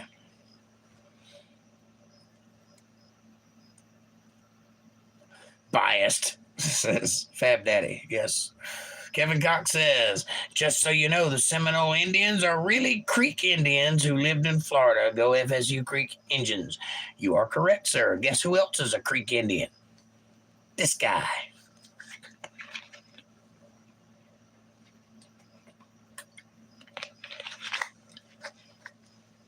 I'm such a Creek Indian, when I fart, it smells like Seminole wind.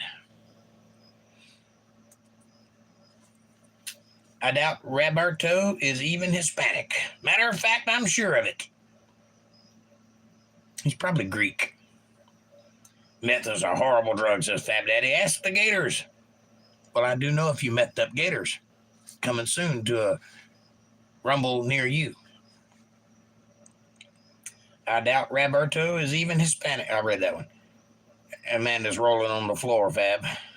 Laughing.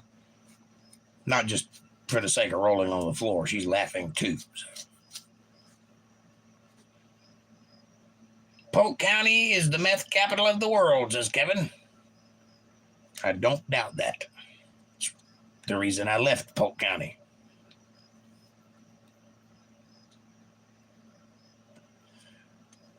My address is, you know it if you know me.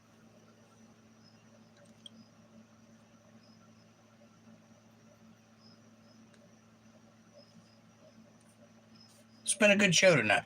Thank you guys all for being here. Thank you for keeping the chat exciting. Polk County sucks. I can't wait to leave here. Bide your time. All things in due time. All things at the speed of God.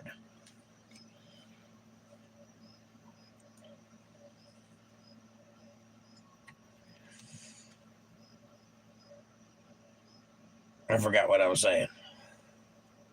Jake, I am going to pray you get more wealth. Thank you, Fab Daddy. I appreciate that. I pray for that never, but I appreciate you doing it. Out of Territory says meth like cocaine would both be the greatest drug for me until I burst into flames and got shot and netted for all three within an hour. That's about right. Yep. I'm pretty sure all that happened to me when I did it. So, yeah. Amanda says, or Kevin says, hey, Amanda, Polk is a shitty place. It is. But it has good qualities, too. There's a few good people in Polk County that I really like. I know, and the judicial system is whacked, says Amanda. Fab Daddy says, wealth after health, but they rhyme.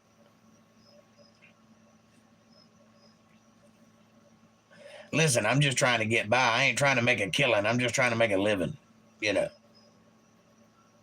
That ain't my thing. I'm not trying to be Mr. Rich, you know, Richie Rich. I'm just trying to pay my bills, that's all. That's all I've ever wanted. I don't care for fame and glory and power. That's not my reason for being here. My reason for being here is on the other side of this screen. Hope that means something to somebody.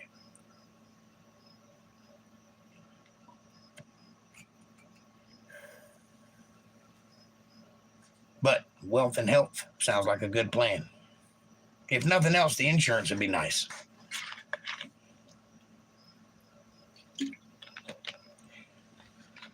You guys have a good time tonight?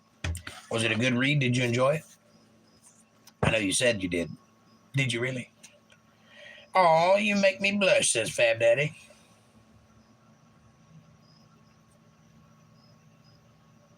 I'll wave my whiskers in your general direction, sir.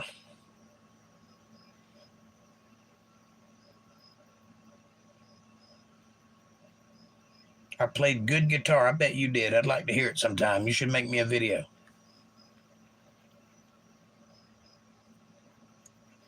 Send it to me in the email. Though you'll have to look at one of my other videos to get the email address because I can't put it on the screen with my phone. But it is UntetheredLivestream@gmail.com if you're interested. UntetheredLivestream@gmail.com. Your voice was strong at times. Thank you, sir. Is that good or bad? Firm and powerful. Oh, okay. Absolutely a good show, Jake, says Amanda. Thank you, ma'am.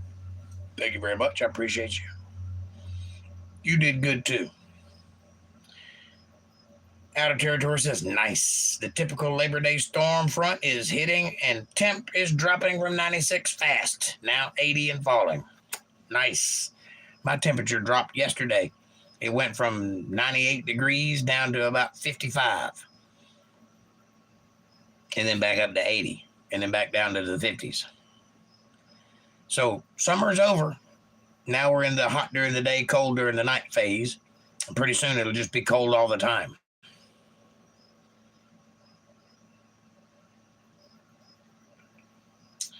Fab Daddy says, it added to my music and I learned. Fantastic. I'm grateful and congratulations.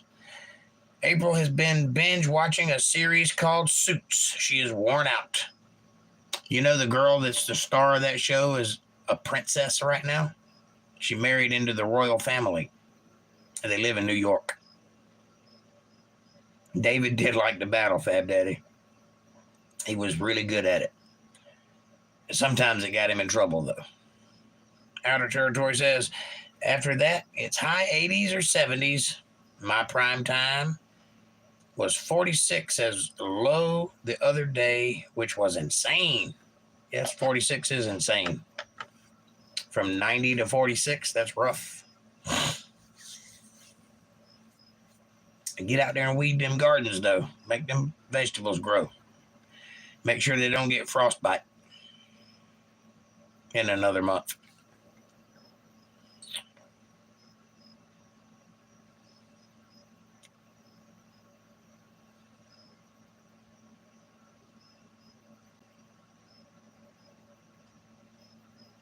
No, actually, was 42. I noted a 54-degree differential, says Outer Territories. Wow. Fab Daddy says, is that the same David and Goliath? Yes. King David was the same young boy that killed Goliath. Yes. Goliath being a 9 to 12 foot tall big boy with 6 fingers and 6 toes and 2 rows of teeth. Mean fella.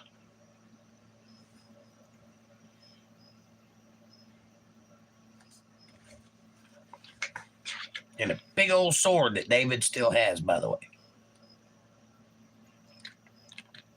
It don't much mention it again, but when he was on the run from Saul, he stopped at a town where it was displayed in a monastery, and he took it as a weapon, and he still has it. So,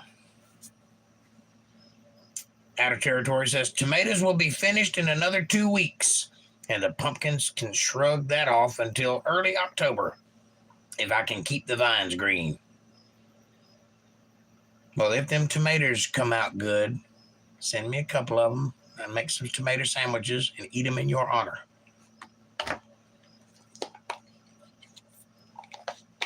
Because I like tomato sandwiches.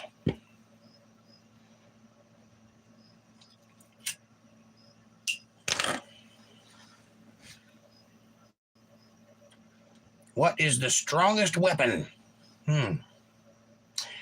Probably a Moab, mother of all bombs. That's if you don't believe we have nuclear weapons. If so, it's the nuclear weapon. Takes a lot of work to cover a couple of miles of those things, but cover them with soil fertilizer mix and will increase yield, size, and duration on vines as Outer Territories. Yep, being a farmer is a lot of work. It usually is. But it's dignifying and it's gratifying work. You feel like you've accomplished something when you bring in the yield. I envy you that. Strongest and most dangerous weapon is persuasion, says Outer Territories. Good answer. It's information, says Fab Daddy. Also a good answer. Neither one of those things can stop a nuclear bomb, though. Just saying. That's if you believe those are real. I don't. Pen is greater than the sword. True. Very true. Actually, the greatest weapon we have is preying on your fear. Like calling a person racist in a crowd. They'll shut down immediately because they don't want to be labeled a racist. They don't want anybody thinking that. That's a strong weapon. Whatever the left is using as a tactic is probably the strongest weapon. And we have yet to figure out how to beat it like Donald Trump has. Outer Territory says, yeah, it really is. For all the talk, this is the first time I did anything serious and knew I was sold last week when slicing a fresh tomato on a burger. That was odd to think I grew them. Yes, but it's gratifying, isn't it? Makes you feel good. Makes that burger taste oh so much sweeter because it came from your hard work. That's a beautiful thing. I wish more people understood that part of working hard. The pen can persuade the nuke not to drop. I suppose it's possible. The rest of the corn is currently getting flattened by high winds like dominoes. The vine plants don't care, says Outer Territories. Well, I hate that you're losing your corn. That's not good. Probably the wrong time of year to plant corn anyway, but it was a good experience and you learned something from it, so that's something. Can't win them all. Even the real farmers get subsidies from the government because they lose most of their corn too. It's hard to keep corn. Outer Territory says, I was wondering what to do for lunch. Then, I looked over at a pile of sweet corn. Reminded me of visits to my uncle's farm as a kid. Made a big impression. Yes, it does. I remember sitting on the front porch with my granny shucking peas for hours and hours and hours. You ever shelled peas until your fingers bled? I have. But Man, what a good dinner that is when you're done. Are you canning any food for winter, 10? Fab Daddy wants to know if you're canning any of that stuff and keeping it. Kevin Cox says, a creek engine blowing a Seminole wind is a dangerous weapon, so I hear. Boot. Out of Territory says, actually was being dramatic. Ones going down are old stalks from the first planting. I have 100 or so mid-sized low to the ground. Okay. All right. I'm just saying. I was trying to be, supportive. Give you some hope. Fab Daddy says MVT or 10 or outer. I get lost in the titles. It doesn't matter. Just call him Vince.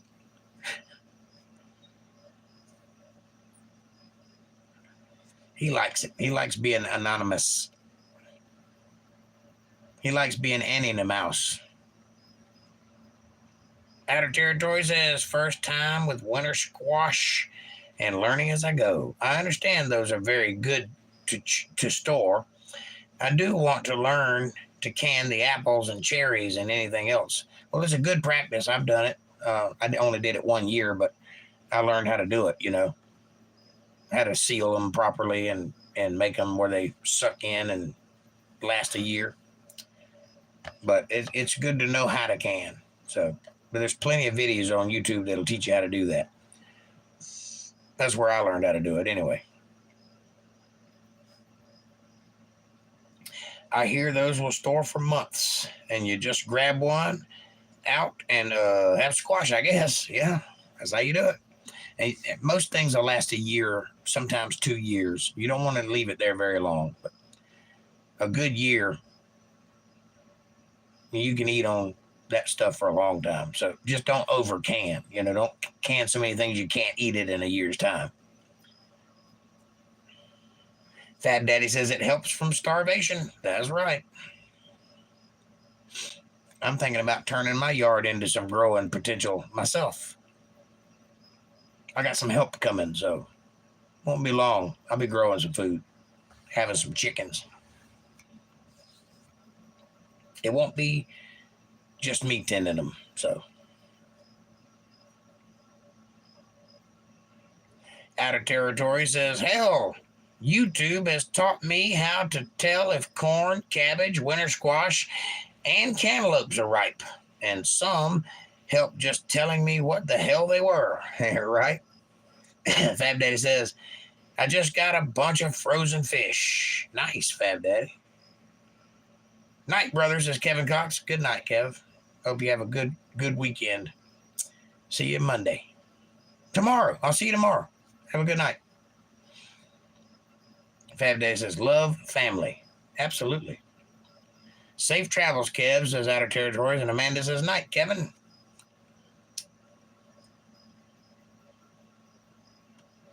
Well, I hear that Phil's Fargan going, restock and don't let him come my way.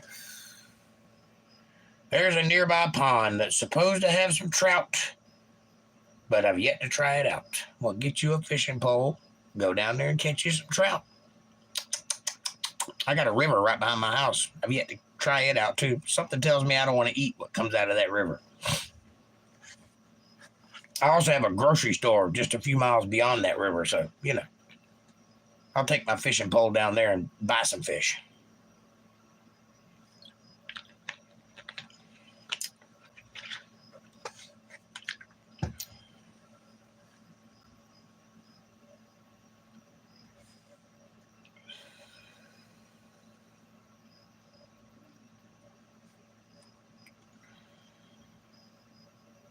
Fish is good protein. Yes, it is, Fab Daddy. Fish is really good for you. Just don't eat too much of it or you get mercury poisoning. The bunkhouse has a pile of vintage fishing poles, equipment and stuff. I guess I should, but still snake season and lots of deep grass between, says Outer Territories. And watch out for them snakes. Jesus fed many with fish. Yes, he did. A whole multitude with just a few fish and a few loaves of bread. And he did it right in front of their faces. And there was so much left over, when everybody was full, they'd eat all they could eat, that they picked up 12 baskets of leftovers, of crumbs. That's God's work. Outer Territory says, supposedly the family stocked it with trout and was quite the deal. Then the government required them to allow access to the public, which ruined it in one season with trash and disrespect, etc. That happens when the public gets their hands on things. It's not very nice for you to have to share something that's yours with the public. But that's our government for you, especially in Democrat-run states. Outer says, hell, if I knew why they had to do that. Oh, hell, if I knew why they had to do that because the government said so. I think something with the Custer Nat Forest surrounding the place for access or something. Sounds, well, fishy, but I believe the landlady. Yeah. The populace screws up the land, says Fab Daddy. Yes, they took land from my people, and now they pollute. Tear.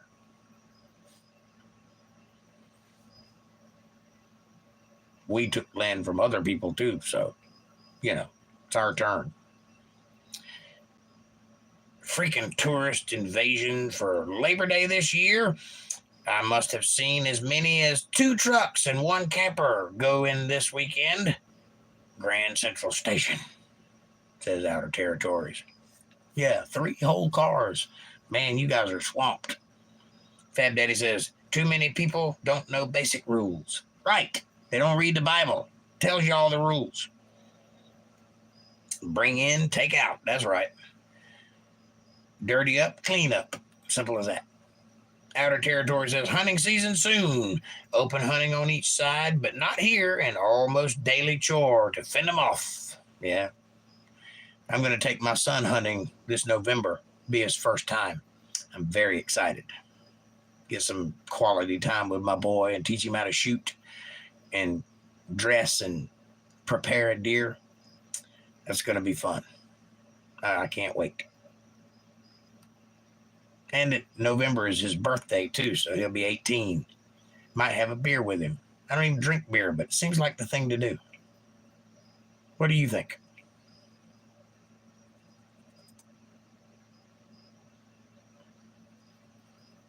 Would you like to spend quality time hunting with your dad?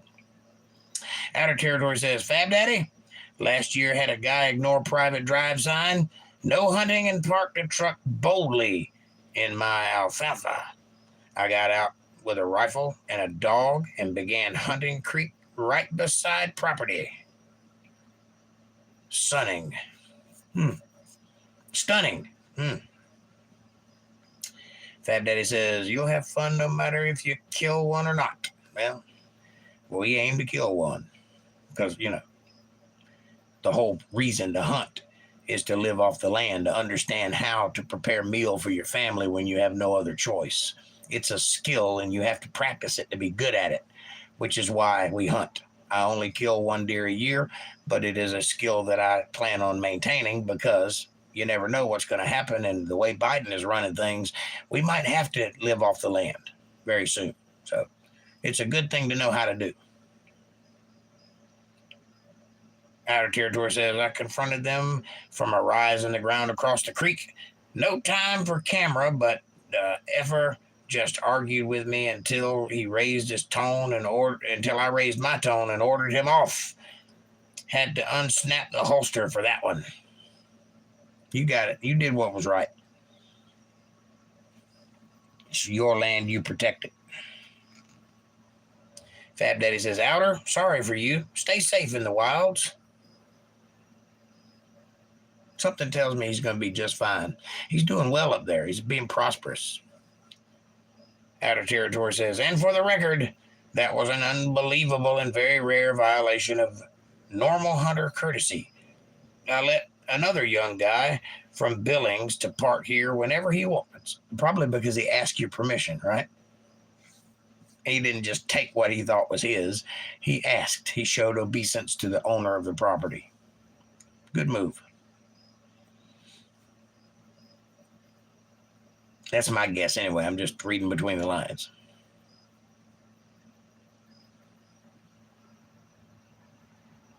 I really need to trim my eyebrows. They're getting that Ronald Reagan look. Well, we'll get the contraponies and be out of here, Duke.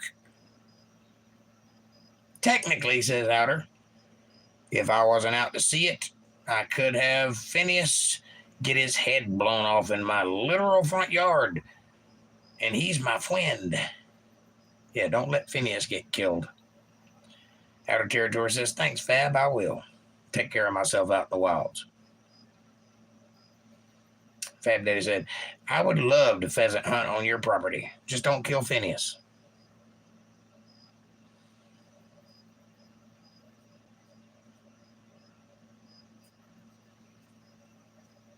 I have never pheasant hunted before. I have shot a bird or two.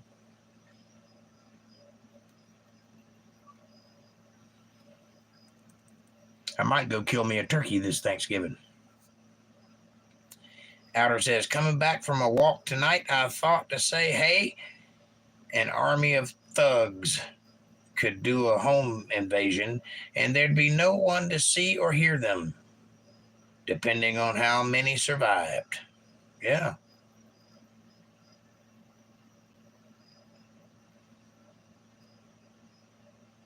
You don't want that to happen. No Ruby Ridge?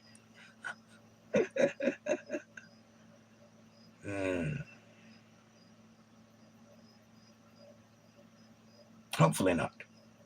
Outer Territory says, well, Hunter knew his territory. I scared up 3 tonight, right near me. Run into them and all the time and still do not see how hunters can get one that fast.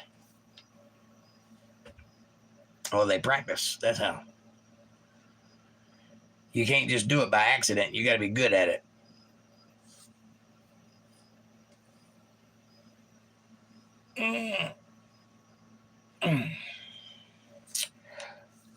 All right, fellas, it's 10:07 and I got to work in the morning possibly. So I'm going to call it a night. I love you all. Thank you so much for being here. Thank you for keeping the chat exciting and popping. I hope you have a great night. I hope you come back tomorrow night and we do this all again and make it even better. I hope you get all that you ask for. I hope that God's grace touches every one of your lives.